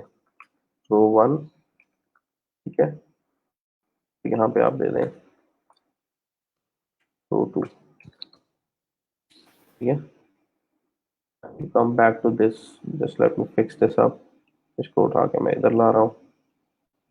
अच्छा जी, अब इसको मैं रिफ्रेश करता हूँ तो थोड़ा सा स्क्रीनें मैं इधर उधर करूँ, अगर आपको लगे कि हमें समझ नहीं आ रही, इशू आ रहा है, तो कोऑपरेट प्लीज, क्योंकि समटाइम्स मेरे पास वो विंडो सिस्टम नहीं है, मैक है, स्विच करना बड़ा आसान होता है। तो मेरा जो मुझे समझ आती है, आप लोगों के लिए वो चीज़ थोड़ी सी डिफिकल्ट हो जाती है, अचानक से स्क्रीन पे, अचानक से स्क्रीन पे। तो उस चीज़ से परेशान नहीं होना, मैं कोशिश करता हूँ समटाइम्स कि मैं इसको थोड़ा इजी वे में करूँ। अच्छा जी, ये कोड है और ये हमारा लेआउट है जो बनाने जा रहे हैं, तो अब ये वाला टेक्स्ट कंप्लीट कर लेते हैं। City university of New York, so city university of university of New York. ठीक है, and comma NJM in English.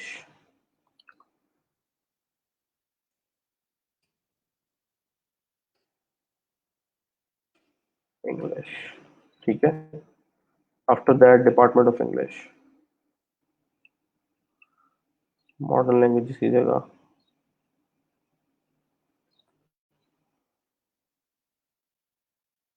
English, and after that graduated summa cum laude, summa cum laude। I don't know what is that लेकिन लिखना तो है हमें। सो यहाँ पे एक पी का टैग चाहिए, क्योंकि इसमें बोल्ड नहीं है, तो फिर इसको मैं फ्रेश लिख रहा हूँ। Graduated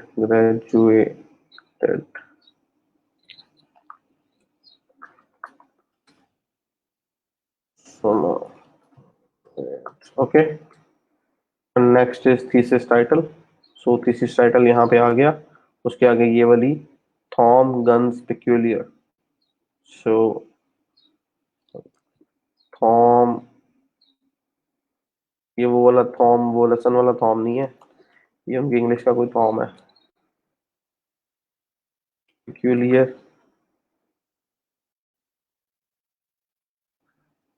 slow it down, switching screen man, who the hell, what should I से, कि कैसे इसको मैं करूं। मैं यही बात आपको बता रहा हूँ कि मुझे स्विच करना पड़ रहा है, दिस इज माई, समझ लेंगे, आई एम फोर्स्ड कि मुझे स्विच करना पड़ रहा है। अगर मैं लेआउट नहीं देखूंगा तो कैसे करूंगा मैं। तो या मैं अगर इसको श्रिंक करके 2 स्क्रीनों को इकट्ठा कर देता हूँ, तो व्हाट डू यू थिंक, आपको वो सही नजर आ रहा है? कोड में मसला तो नहीं है? मुझे आप ये चीज क्लियर कर दें।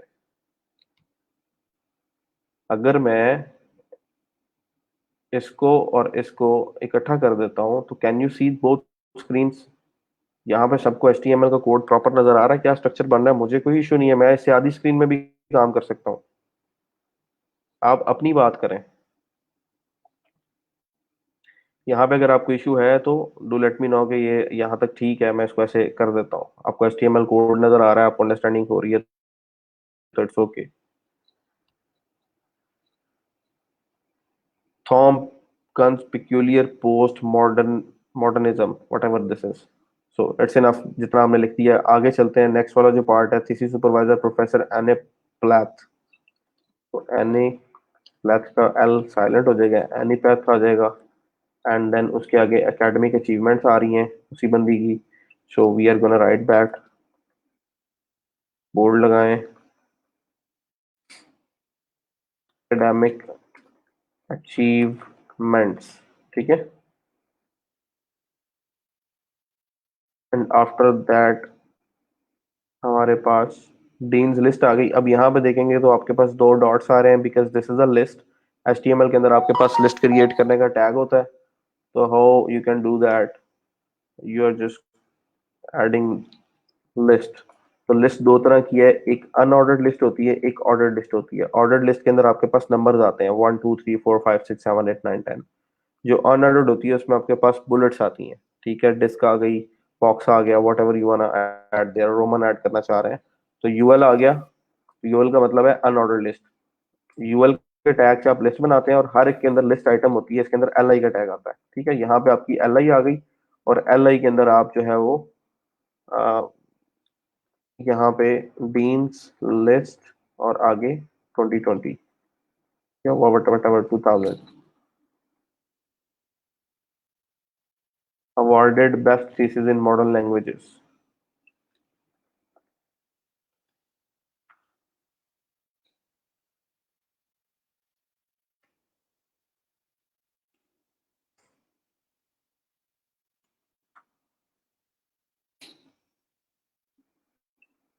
Just give me a second, I'm just gonna make it easy for you।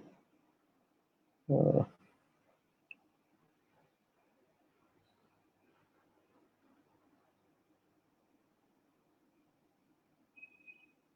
चलें, अच्छा जी, मॉडर्न लैंग्वेज आ गया। अब इस मॉडर्न लैंग्वेज के आगे आपके पास नेक्स्ट सेक्शन आ रहा है 1996-09। अब जब तक फिर मैं स्क्रीन स्विच ना करूं, you can not see that, that's also problem. तो गुजारा करें इसके साथ। अब यहाँ पे आपके पास ये वाला सेक्शन है प्रोफेशनल अपॉइंटमेंट का। It's same like this one, इसी पूरे को कॉपी करें, नीचे पेस्ट करें और उसमें अपना कंटेंट आप ऐड कर दें। फिर कॉपी करें, नीचे आए और इसमें कंटेंट ऐड कर दें। तो इस तरह से आपकी जो है ये CV कंप्लीट हो जाएगी without using very much of CSS। आपने मोस्टली HTML को यूज किया, CSS की चंद प्रॉपर्टीज यूज की, और आपका काम इससे हो जाएगा। So let's complete it. अब ये वाला सेक्शन मेरा कंप्लीट हो गया। ये जो नीचे वाली रो है, ये वाली, इसको मैं स्किप कर रहा हूँ, आई डोंट नीड दैट। इतना कुछ जो है वो मुझे ऐड नहीं करना एजुकेशन में। प्रोफेशनल अपॉइंटमेंट में मैं आ रहा हूँ, तो प्रोफेशनल अपॉइंटमेंट मेरी यहाँ पे आ जाएगी। उसमें सबसे पहले अगेन फिर मेरे पास H1 का टैग आ गया, और H1 क्लोज हो गया, और यहाँ पे आ जाएगा प्रोफेशनल अपॉइंटमेंट, ठीक है। और प्रोफेशनल अपॉइंटमेंट के साथ ही मेरे पास यहाँ पे अगर आप देखें तो एक टेबल, उस टेबल में वही सारा स्ट्रक्चर है जो यहाँ पे हमने क्रिएट किया है। सो अगेन टेबल एक बना लेते हैं। टेबल के अंदर मुझे चाहिए दो रोज, रो के अंदर मुझे चाहिए एक TD, ठीक है।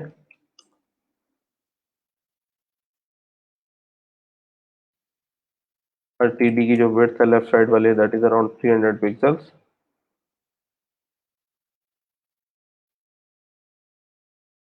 ठीक है। और लेफ्ट साइड पे I will add that date, 2014-07 से प्रेजेंट तक। So 2014-07 dash present. और नेक्स्ट वाले में मुझे एक H1 ऐड करना है, और H1 के नीचे एक P ऐड करना है। तो H1 के अंदर मैं ऐड कर दूंगा Douglas Kelly professor of English.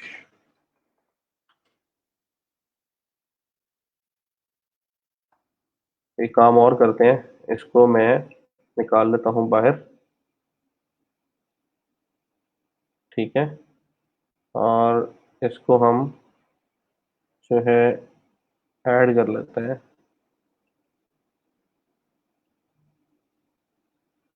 इन दोनों को सेपरेट कर लेते हैं, क्योंकि इस व्यू को हमने बार बार नहीं देखना, दूसरे व्यू को बार बार देखना होता है। तो इसको बड़ा करते हैं, ठीक है। और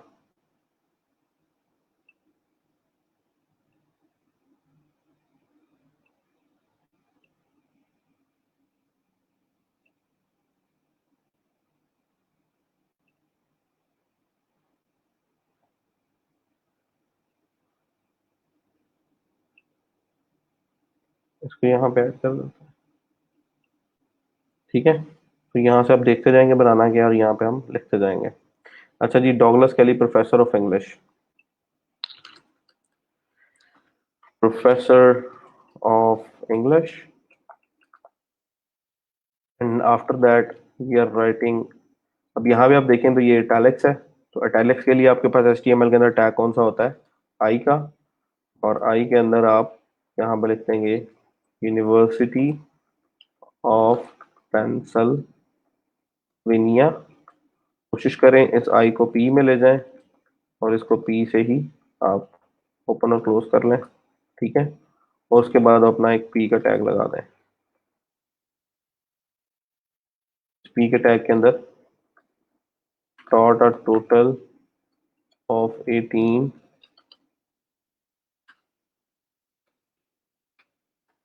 undergraduate and 9 postgraduate courses,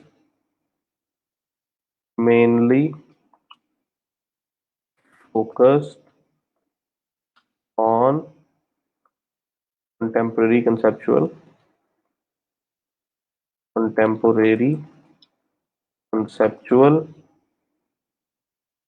अब इसके बाद आपको ब्रेक चाहिए, बी आर का टैग लगाएं, और नेक्स्ट वाला आपका पार्ट बी आर के आगे चला जाएगा। Drama and performative arts, as well as experimental poetry and fiction, ठीक है। and supervised 12 MA thesis member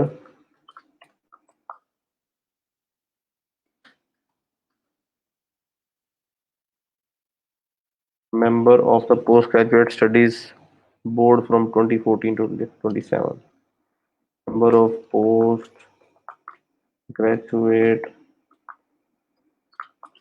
studies board from 2014 to 2017।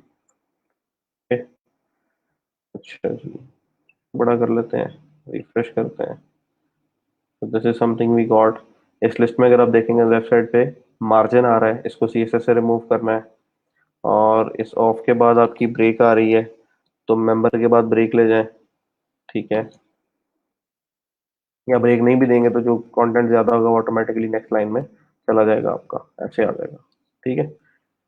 और प्रोफेशनल अपॉइंटमेंट जो है, टेक्स्ट थोड़ा सा बड़ा है, H1 के टैग की जगह पे आप H3 का टैग यूज कर लें तो दैट इज आल्सो गुड, या H4 यूज कर लें, बल्कि H2 यूज करें।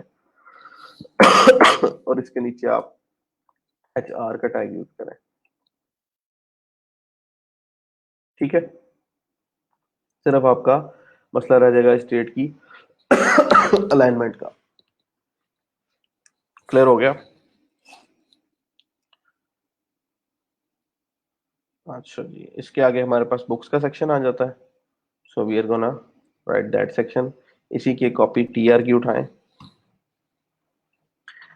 यानी इस TD की कॉपी उठाएं आप, या इस TR की कॉपी उठाएं आप, और इसको नीचे कॉपी कर दें ताकि लुक सेम आ जाए।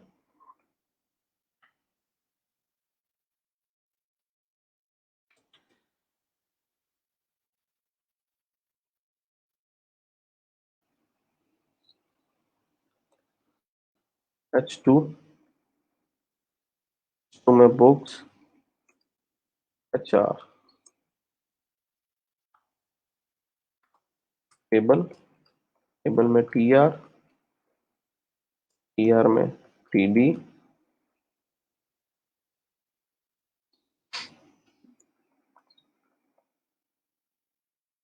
है 2017-05, and then here will this is another line, whatever.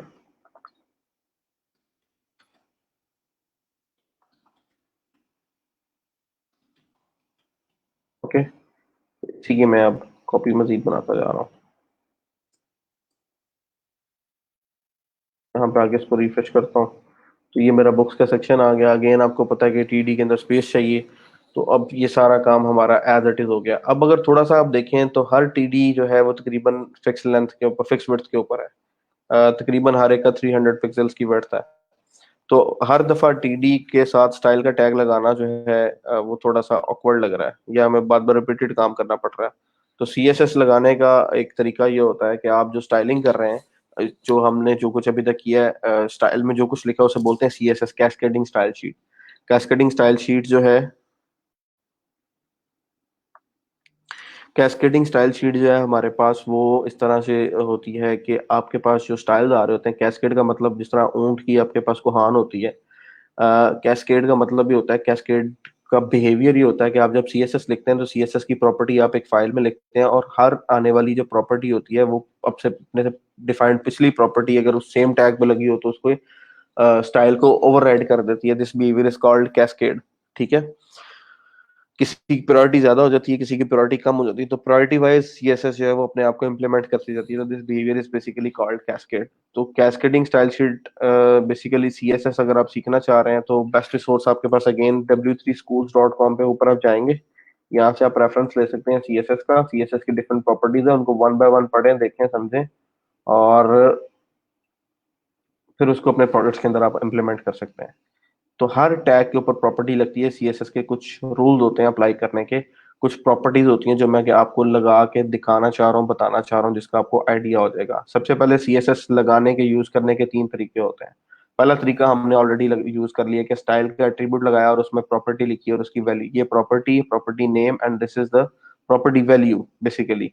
सो अगर मैं एक सिंपल नया ओपन करूं पेज, अगर मैं आपको समझाऊंगा, ये CSS का एक डॉक्यूमेंट है। CSS एक फाइल में भी लिखी जाती है, CSS सेम HTML के डॉक्यूमेंट में सेम पेज में भी लिखी जाती है, CSS HTML के टैग में, स्टाइल के एट्रीब्यूट में भी लिखी जाती है।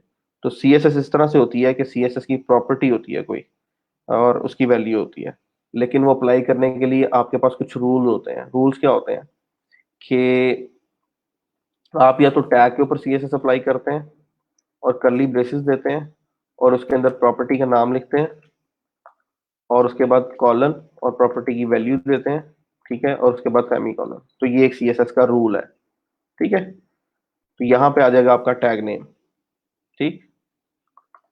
CSS लिखने के तीन तरीके हैं। पहला तरीका क्या है कि इनलाइन। इनलाइन वही कि हम किसी भी एलिमेंट के अंदर स्टाइल का एट्रीब्यूट लगाएं, ठीक है, और स्टाइल के एट्रीब्यूट के अंदर हम प्रॉपर्टी लिखते हैं। फिर ये जो सेक्शन है ये वाला ये नहीं लिखा जाएगा, फिर सिर्फ इतना पार्ट हम कॉपी करके यहाँ पे लगा देंगे। This is called inline styling, ठीक है। अगर आप इंटरनल स्टाइलिंग की बात करें, इंटरनल स्टाइलिंग का मतलब ये होता है कि आपका जो हेड का टैग, आपके पास जो हेड का टैग है उसके अंदर आप एक स्टाइल का टैग लगाएं, ठीक है, कि आप हेड के अंदर स्टाइल का टैग लगाएं और उसके अंदर अपनी CSS की प्रॉपर्टी को डिफाइन करते हैं, रूल और प्रॉपर्टी दोनों। फिर उसके अंदर ये वाला फॉर्मेट चलेगा, मुकम्मल फॉर्मेट आएगा, ठीक है, ऐसे टैग का नाम और उसकी प्रॉपर्टी और वैल्यू। तीसरा आपके पास होता है एक्सटर्नल मेथड। एक्सटर्नल, एक्सटर्नल में आप क्या करते हैं, हेड का जो आपका सेक्शन होता है उसके अंदर आप एक फाइल लिंक करवा देते हैं। मैंने आपको बोला था कि हेड सेक्शन में आप एक्सटर्नल रिसोर्सेज को लिंक करवाते हैं, तो वहां पे आप एक लिंक का टैग लगाते हैं, उसके साथ href देते हैं। href में आप पाथ बताते हैं फाइल का कहाँ पड़ी, जैसे हमने कल इमेज ऐड की फिर इसको सेल्फ क्लोज कर देते हैं। तो इस पाथ के अंदर उस CSS की फाइल का नाम आ जाता है, पूरा पाथ आ जाता है, वहां से वो फाइल लोड होती है और उसकी सारी की सारी स्टाइलिंग अप्लाई हो जाती है। हमने जो अभी तक सीएसएस की स्टाइलिंग यूज की है वो इनलाइन काइंड की है, ठीक है। एक प्रॉपर सीएसएस का रूल ये होता है, सीएसएस का रूल होता है, उस रूल के अंदर आप सिलेक्टर, इसको बोलते हैं सिलेक्टर, ठीक है। ये जो टैग नेम मैंने लिखा हुआ है, असल चीज ये है, सिलेक्टर प्रॉपर्टी कॉलन वैल्यू आगे semi colon, this is rule of a CSS. अब सिलेक्टर जो है वो टैग का नाम भी हो सकता है, टैग की आईडी भी हो सकती है, टैग की क्लास भी हो सकती है। हमने एट्रीब्यूट्स अभी तक देखे हैं, एचरेफ का एट्रीब्यूट देखा है, स्टाइल का एट्रीब्यूट देखा है, अभी तक हमने आईडी का और क्लास का एट्रीब्यूट नहीं देखा। तो आप चाह रहे हैं अपने पूरे डॉक्यूमेंट में आप किसी भी स्पेसिफिक एलिमेंट को स्टाइल कर लें एक किसी भी अच्छे तरीके से, तो उसके लिए आपके पास जो है मल्टीपल तरीके हैं। मैं आपको एक स्क्रीनशॉट लेके ग्रुप में मैं अटैच कर दूंगा ताकि आप लोग इसकी बाकी यहाँ से मुकम्मल लें। आप लेफ्ट साइड पे आपके पास स्टाइल्स की एग्जांपल भी दी हुई है कि ये सिलेक्टर है, सिलेक्टर के अंदर सिलेक्टर कुछ भी हो सकता है। सिलेक्टर क्या क्या हो सकता है, सिलेक्टर मैं आपको बता देता हूँ। Selector can be an ID, selector can be a class, selector can be a tag name, selector can be a tag name start class, selector can be a tag name hash id। ये different तरह के selector होते हैं CSS के। इसके अलावा कुछ pseudo selectors होते हैं जिससे हम किसी एलिमेंट को, सिलेक्टर बेसिकली क्या होता है कि आपके पेज के अंदर जो जिस भी टैग पे, जिस भी एचटीएमएल टैग के ऊपर आप कोई स्टाइल लगाना चाह रहे हैं उसको आप पिक कैसे करेंगे, ब्राउजर को कैसे बताएंगे कि ये वाला जो मैंने स्टाइल लिखा है ये स्पेसिफिक एलिमेंट के लिए लिखा है। सबसे आसान तरीका तो आपका इनलाइन वाला है कि आप उसी टैग में जाएं, स्टाइल की प्रॉपर्टी लगा के वैल्यू दे दें। अगर आप इनलाइन नहीं करना चाह रहे, इंटरनल करना चाह रहे हैं, क्यों इंटरनल करना चाह रहे हैं, अगर हम इनलाइन करते हैं तो हमें हर दफा हर टीडी के अंदर हमें स्टाइल लिखना पड़ रहा है। उसको अगर हम इंटरनल से रिप्लेस कर लें तो बेनिफिट क्या होगा कि हमें एक ही रूल लिखना पड़ेगा और वो हर टीडी के ऊपर अप्लाई हो जाएगा। जैसे मैंने लास्ट में ये वाले टीडीज छोड़ दिए हैं यहाँ पे, ठीक है। अगर मैं अपना डॉक्यूमेंट खोलूं तो ये टीडीज के ऊपर मैंने विड्थ नहीं लगाई, तो मैं चाह रहा हूं मैं एक प्रॉपर्टी लिखूं और तीनों के ऊपर विड्थ लग जाए, ठीक है। तो बजाय इसके कि मैं बार बार इनलाइन सीएसएस इस स्टाइल में करता रहा हूं, मैं इंटरनल अप्रोच को ट्राई करूंगा। इंटरनल अप्रोच मुझे क्या कहती है कि अपने डॉक्यूमेंट के हेड में जाओ, यहाँ पे जाके एक स्टाइल का टैग लिखो, ठीक है। ये एचटीएमएल का टैग है, इसके अंदर आप अपना सीएसएस का रूल डिफाइन कर दो। रूल क्या कहता है कि सिलेक्टर पकड़ो, ठीक है, उसके अंदर प्रॉपर्टी लिखो और आगे वैल्यू लिख दो, ठीक है। ये रूल कहता है। तो सिलेक्टर क्या हो सकता है, अब मैंने आपको बोला कि सिलेक्टर जो है वो आईडी हो सकता है, सिलेक्टर क्लास हो सकती है, सिलेक्टर टैग नेम हो सकता है, selector tag name dot class, tag name hash ID. ये सारे जो है ये वेरिएबल्स हैं, इनकी वैल्यूज चेंज होती रहती है। तो यहाँ पे मेरे पास अगर मैं इस स्पेसिफिक टीडी, सिर्फ ये वाले टीडी का मैं कलर रेड करना चाह रहा हूँ, तो मैं इसको एक आईडी लगाऊंगा। आईडी का मतलब होता है कि इस पूरे पेज के अंदर जिस टैग को मैं एक आईडी लगा रहा हूँ उस टैग की वो पहचान है, ठीक है। जैसे आपका नेम और आपका फादर नेम मिला के एक यूनिक नेम बनता है जो किसी और का नहीं होता, ठीक है। आपका फादर नेम, आपका नेम, आपकी मदर नेम मिला के यूनिक नेम बन सकता है जो किसी और का नहीं होता, तो आपकी आइडेंटिटी आपके फादर नेम से होती है। तो आपके डॉक्यूमेंट के अंदर ID is basically a property that can uniquely identify a single element. तो यहाँ पे आईडी जो है मेरा, अगर मैं इसको आईडी लगा देता हूँ TD1 की, ID is equal to TD1। अब इस डॉक्यूमेंट के अंदर जब मैं इसको रिफ्रेश करके ओपन करता हूँ अपने ब्राउजर पे और एलिमेंट्स में आता हूँ, एलिमेंट्स में आके मैं इस टैग पे आता हूँ, ठीक है। इस टैग के ऊपर क्लिक करता हूँ तो यहाँ पे इसके साथ लिखा आ रहा है ID is equal to TD1। तो ये ID is equal to TD1, this is for browser. क्या ब्राउजर को बता रहे हैं कि भाई यहाँ पे एक ऐसा टीडी है जिसकी आईडी क्या है TD1। TD1 को अगर कल को कोई सीएसएस लगाना चाहे तो तुम्हारा काम है लगा दो। तो वो कोई सीएसएस कैसे लगाएगा TD1 पे अगर उसको आईडी लगी हुई है, तो वो यहाँ पे आएगा सिंपल सिलेक्टर की जगह पे क्या लिखेगा, आईडी। तो आईडी हैश, आईडी का नाम TD1।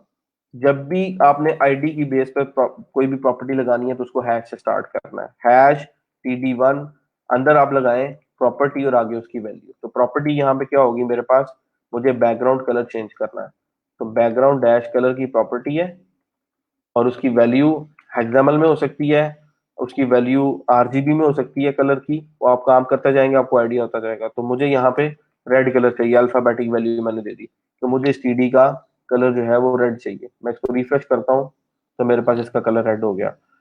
ठीक है, इसके लिए तो मुझे रेड कलर चाहिए, लेकिन अगर मुझे सबके लिए रेड कलर चाहिए, मुझे सबके लिए रेड कलर चाहिए, तो मैं इस रूल को जो मैंने लिखा है, ये जो सिलेक्टर मैंने पिक किया है, ये यूनिक पिक किया है क्योंकि ये आईडी की बेस पे इसके साथ हैश लगा हुआ है।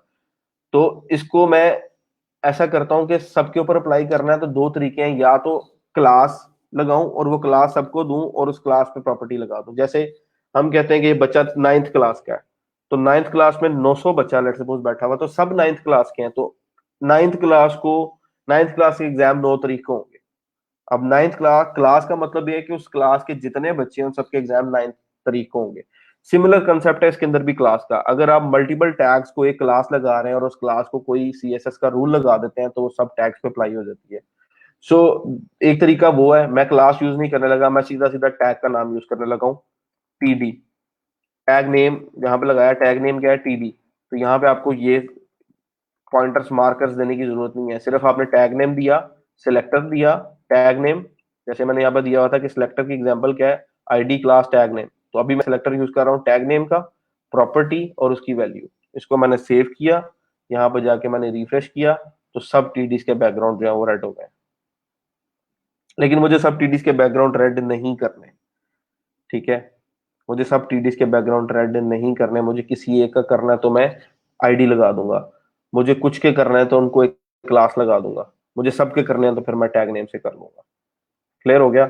अब मैं चाह रहा हूं कि सबके बैकग्राउंड रेड हो जाए, लेकिन कुछ टीडी ऐसे हैं जिनकी विड्थ मुझे 300 चाहिए।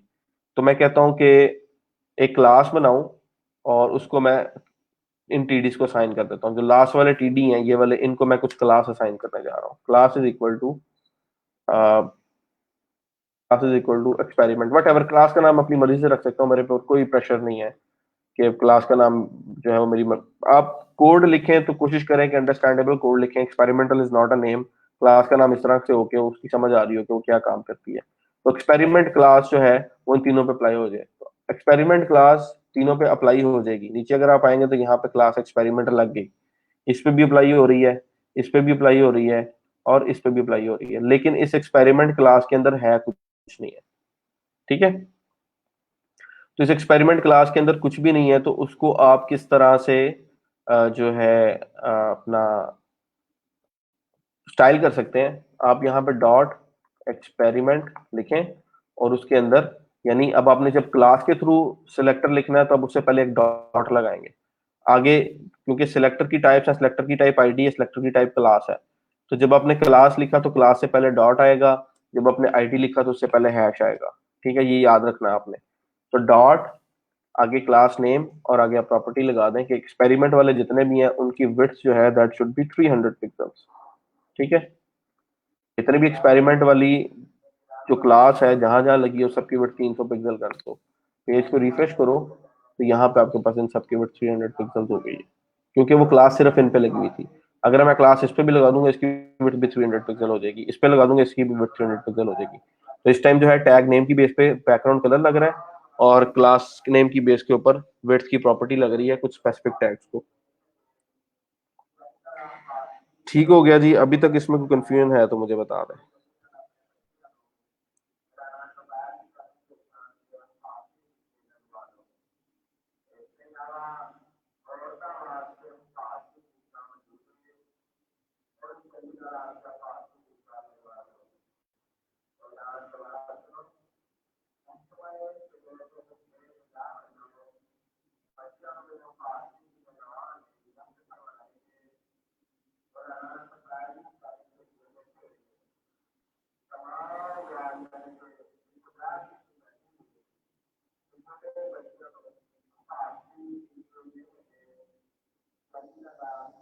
यहाँ तक किसी को कोई इशू है, कोई प्रॉब्लम है, कोई चीज नहीं समझ आई, मुझे बता दें, मैं आपको दोबारा समझा दूं।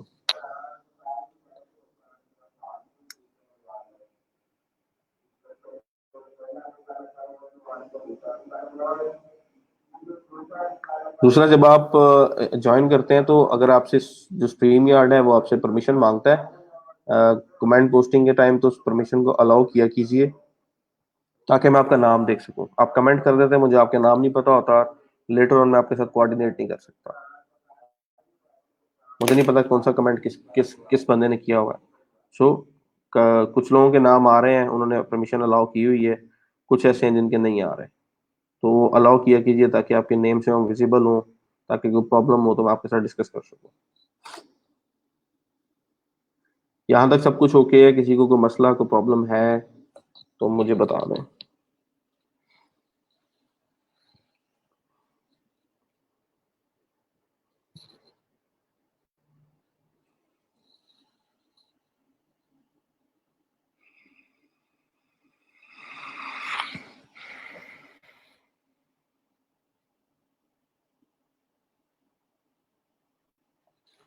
स्टार्ट से रिपीट मैं आपको एक दफा बता देता हूँ कि मैंने किया क्या है। आप यहाँ से देखते जाएं और समझते जाएं।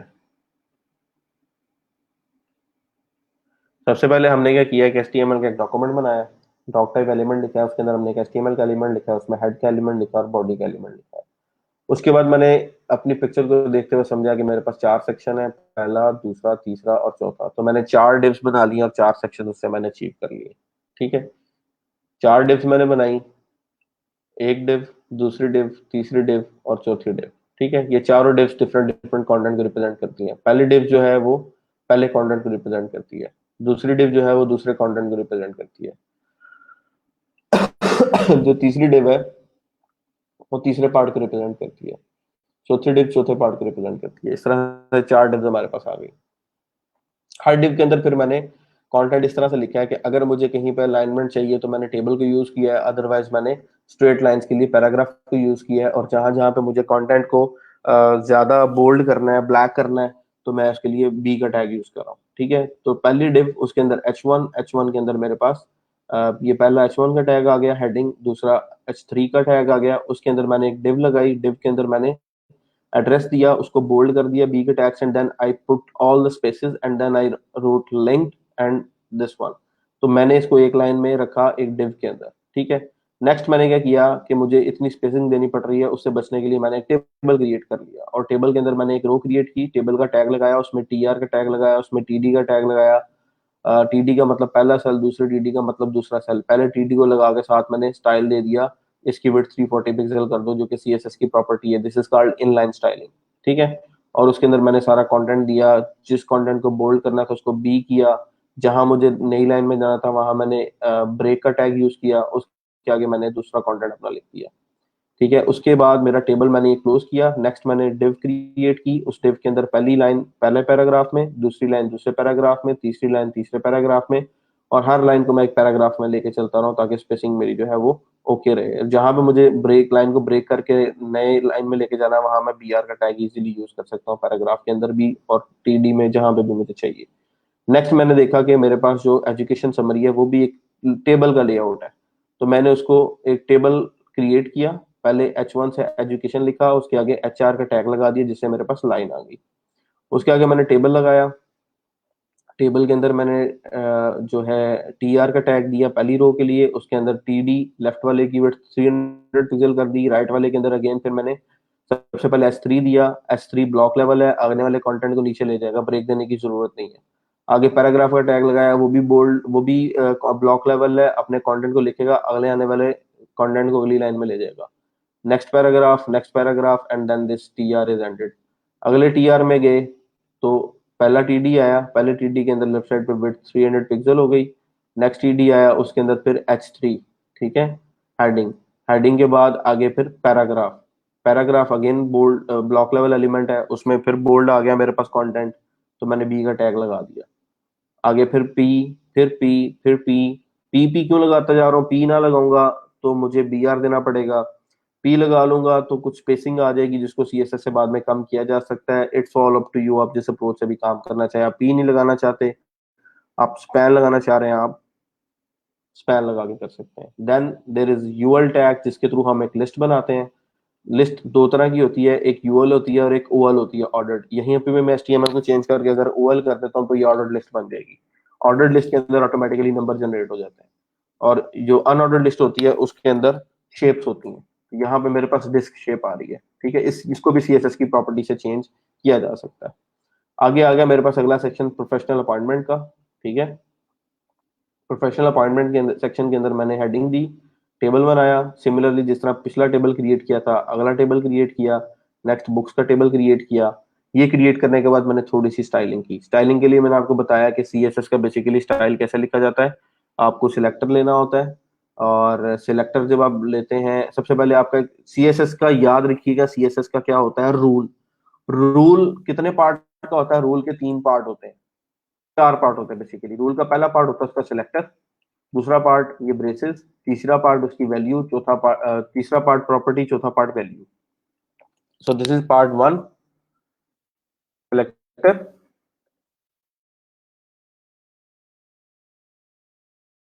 सिलेक्टर ये दूसरा पार्ट है,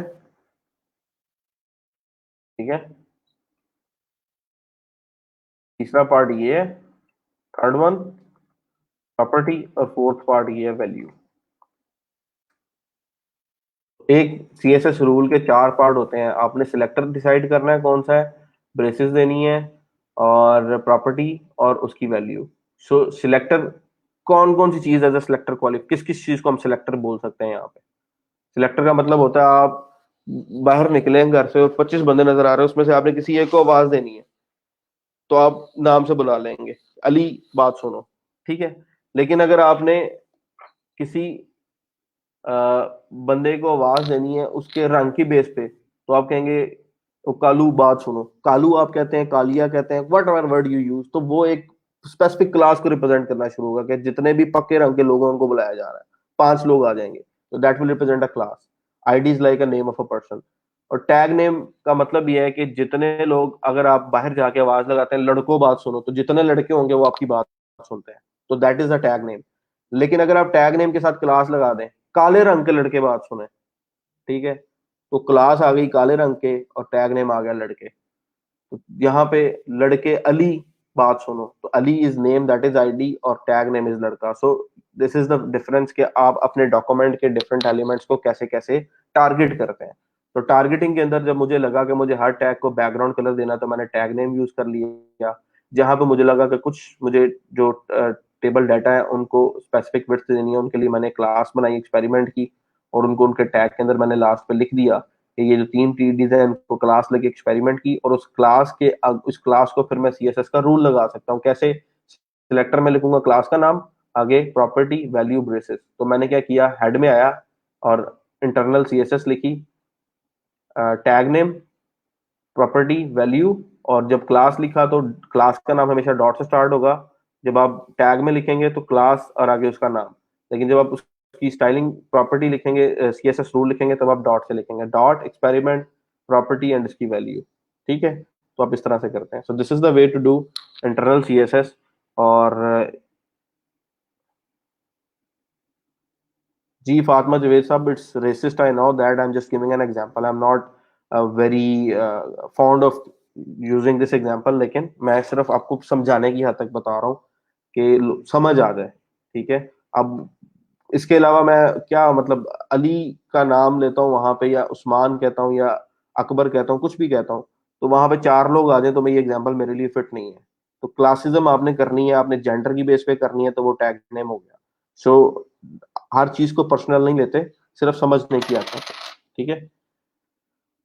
तो यहाँ पे आके आपके पास ये सिचुएशन आ गई, और सीएसएस स्टाइलिंग आपकी हो गई कंप्लीट।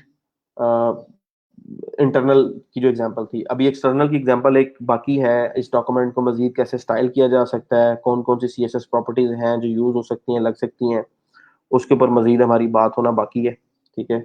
आज के लेक्चर में इतना ही कंटेंट कवर करवाना चाह रहा था। अब आप लोगों के ऊपर जो है वो एक काम आप लोगों ने करना है, वो ये करना है कि आप लोग जो हैं अपनी अपनी सीवी क्रिएट करेंगे। आयशा हमीद कह रही हैं सर, ये आप ऐसा करें, इन कमेंट्स के अंदर तो नहीं, मेरा ख्याल है कि आप इब्राहिम साहब को पर्सनल मैसेज कर दें, ठीक है। और ग्रुप के अंदर जहाँ पे इस लेक्चर के नीचे भी आप कमेंट्स में वो आप उनको मेंशन करें, आई डोंट नो वो आपके साथ ऐड हैं या नहीं, तो उनको पर्सनल मैसेज कर दें आयशा कि मैंने अटेंडेंस मार्क किया और मेरा नाम एब्सेंट्स में आ रहा है, क्यों आ रहा है, ठीक है। कहीं आप अगर सियालकोट से हैं, झेलम तो नहीं कर रही हैं, और अगर आप कहीं झेलम से हैं तो सियालकोट की अटेंडेंस में मार्क तो नहीं कर रही हैं, ये इशू हो सकता है, तो इसको काइंडली देखिएगा। और बाकी मेरी जो है ना, मुझे sometimes it's like creating a fun activity with you, मेरी बातों को इतना सीरियस ना ले जाया करें, it's all on a funny note. अब हम लोग एक दूसरे के आमने सामने नहीं है, अगर आप मुझसे मिले होते तो शायद आपको मेरी तबीयत का अंदाजा होता कि मैं किस तरह का इंसान हूँ। ठीक है, सो डोंट ट्राई टू जज मी।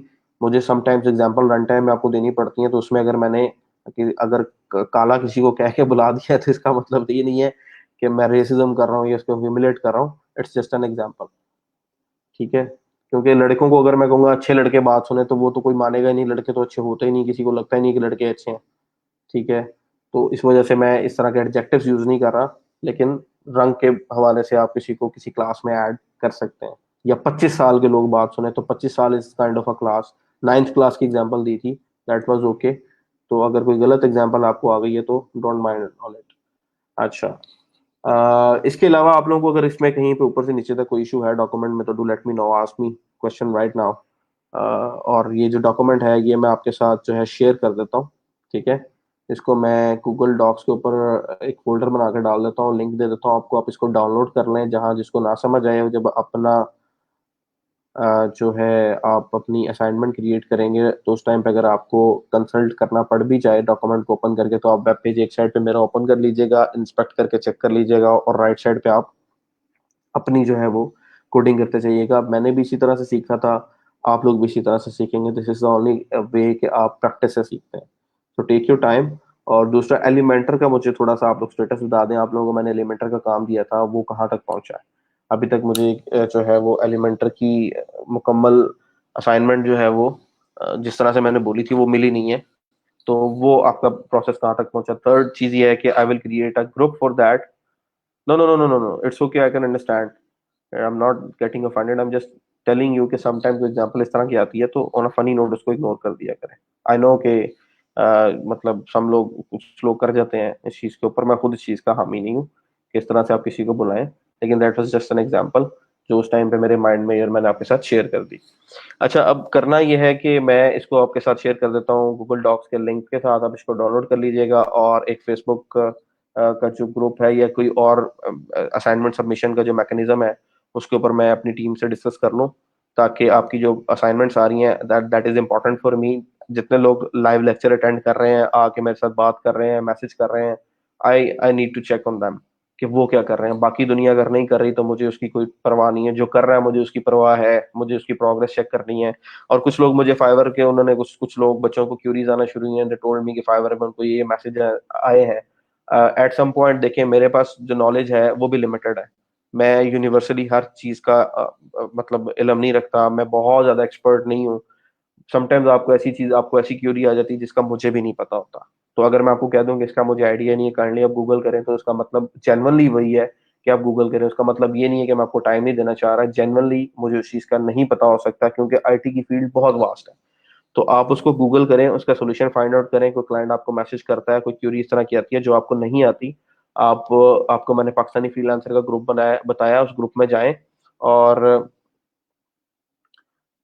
उस ग्रुप के अंदर जाके आप अपनी क्यूरी पोस्ट करें और बताएं कि मुझे मेरा ये काम है और मुझे इसके ऊपर कोटेशन चाहिए, और एक बंदा चाहिए जो 2 दिन में या 3 दिन में ये काम कर दे। तो लोग आपको क्यूरीज भेजेंगे जो एक्सपीरियंस्ड हैं उस काम के, जो वो काम कर सकते हैं, उनसे आप उनकी पास्ट वर्क एग्जांपल्स लें, और उसके बाद जिससे आपको लगे कि बेहतर है उस बंदे के साथ आप डील करें। और आप जो ऑर्डर अभी खुद से अगर आपको मिल रहा है, आप नहीं कंप्लीट कर पा रहे, तो आप आउटसोर्स करके उसको कंप्लीट कर सकते हैं।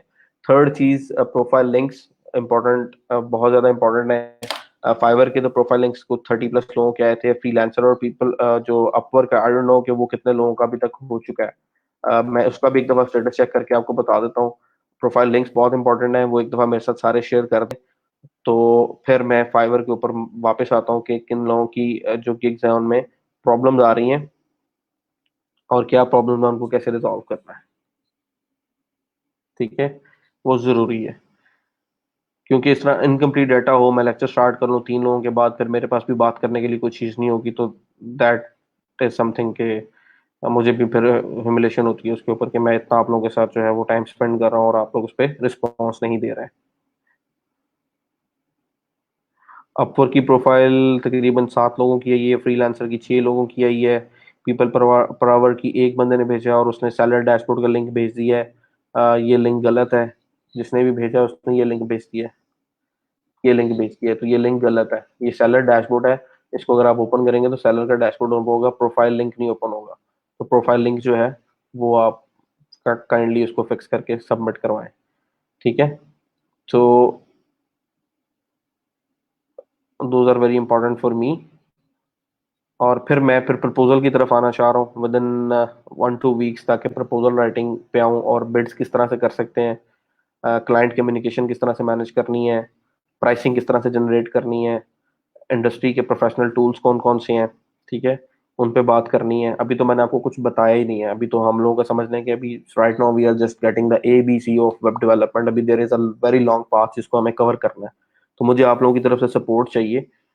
एलिमेंटर का जो मैंने आपको दिया है, कुछ विजेट्स लॉक हैं, तो प्रो लेवल में विजेट्स लॉक ही मिलेंगे। जो फ्री विजेट्स हैं उनको यूज करके आप अपना वेब पेज बनाएं। हेडर और फुटर को छोड़ दें, बाकी जो कंटेंट था, मुझे आपकी जो असाइनमेंट चाहिए वो कॉपी ब्लॉगर का जो मैंने आपको शेयर किया था, कॉपी ब्लॉगर में फिर भी दोबारा भी आपको खोल देता हूँ, वो वाला लिंक मैं यहाँ पे शेयर कर देता हूँ। मुझे वो आपसे वो वेबसाइट बनी चाहिए, ठीक है, वो बड़ी जरूरी है। क्योंकि मुझे नजर आता है कि अगर आप वो वेबसाइट आप बना सकते हैं तो आप किसी भी तरह की वेबसाइट आराम से एलिमेंटर के अंदर कंप्लीट कर सकते हैं। ठीक है, ये वाली इसका भी एक लिंक था, let me open from group.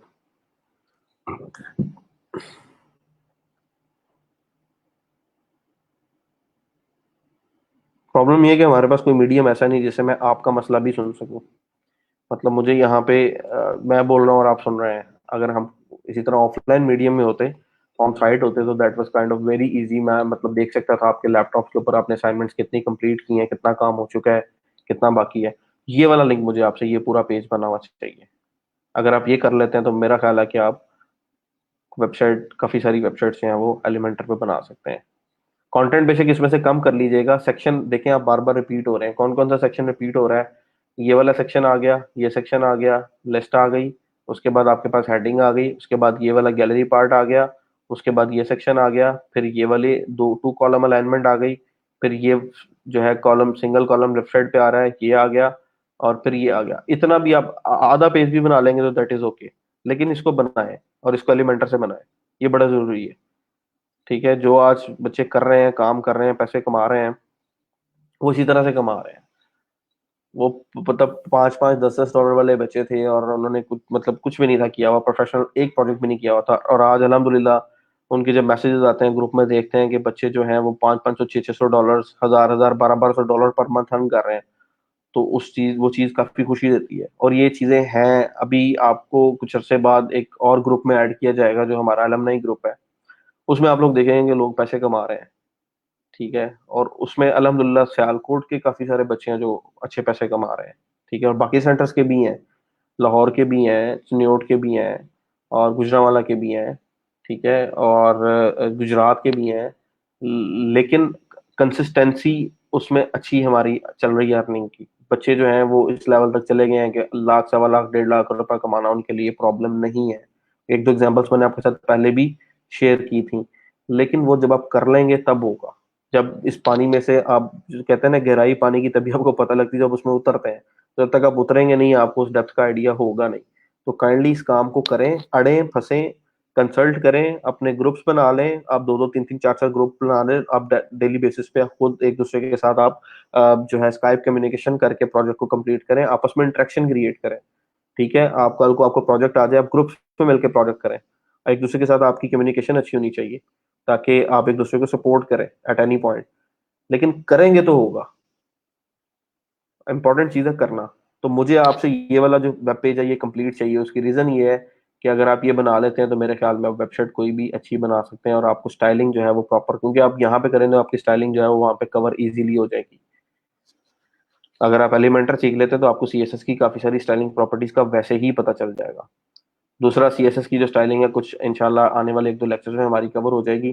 सो ये वीक मैं आपके ऊपर स्टिल छोड़ रहा हूँ, मैं आपसे कोई चीज डिमांड नहीं कर रहा, लेकिन इस वीकेंड तक मुझे आपके प्रोफाइल लिंक्स कंप्लीट चाहिए, फाइवर की 3 गिग्स बनी हुई चाहिए, और एलिमेंटर की वेबसाइट बनी हुई चाहिए ताकि मैं वर्डप्रेस की कस्टमाइजेशन पे जा सकूं, और उसके बाद मैं आप लोगों को अपवर्क की प्रपोजल राइटिंग और बिड किस तरह करनी है और क्लाइंट्स कैसे लेने हैं और किस तरीके से सर्च आउट करना है, मैं उस पर आ सकूं। आपके पास स्किल नहीं होगी तो मैं इन चीज़ों की तरफ मुझे आने का फायदा ही कोई नहीं होगा। तो अब मुझे आप लोगों की तरफ से इंतजार है, आप लोग जैसे ही मेरे साथ चीज़ें शेयर करते हैं I will be speeding up. उतनी देर तक मैं आपका वेट कर रहा हूँ। आप लोग एलिमेंटर कंप्लीट करें, HTML CSS कंप्लीट करें, थोड़ी सी बूटस्ट्रैप कंप्लीट करें। as soon as you give me response, as soon as you give me all your profile links, Upwork, Freelancer and Fiverr, I'll be starting over how to get clients। ठीक है, किसी को कोई चीज़ कोई बात मेरी बुरी लगी हो उसके लिए मैं आई एम सॉरी।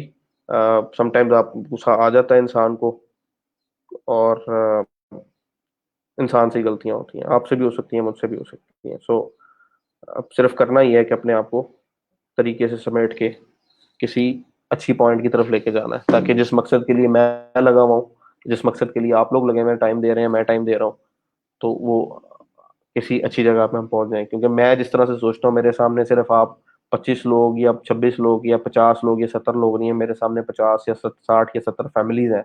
मुझे उनका ख्याल होता है कि ये बच्चे कल को आगे जाके हम इन्होंने रिप्रेजेंट करना अपनी फैमिलीज को, तो ये यहाँ से जब जाए तो इक्विप्ड होके जाए, ये यहाँ से जब जाए तो सीख के जाए, इतने काबिल हों कि मार्केट में जाके लोग उनको किसी के आगे जो है वो समझ लें हाथ ना फैलाना पड़े, या यहाँ से निकल के आगे किसी के आगे इंटर्नशिप ना करनी पड़े, जाके उधर जाके आप लोगों को वो एफर्ट सारी ना करनी पड़े। वो एफर्ट्स आप अभी यहाँ पे कर लें तो वो सबसे बेहतर है।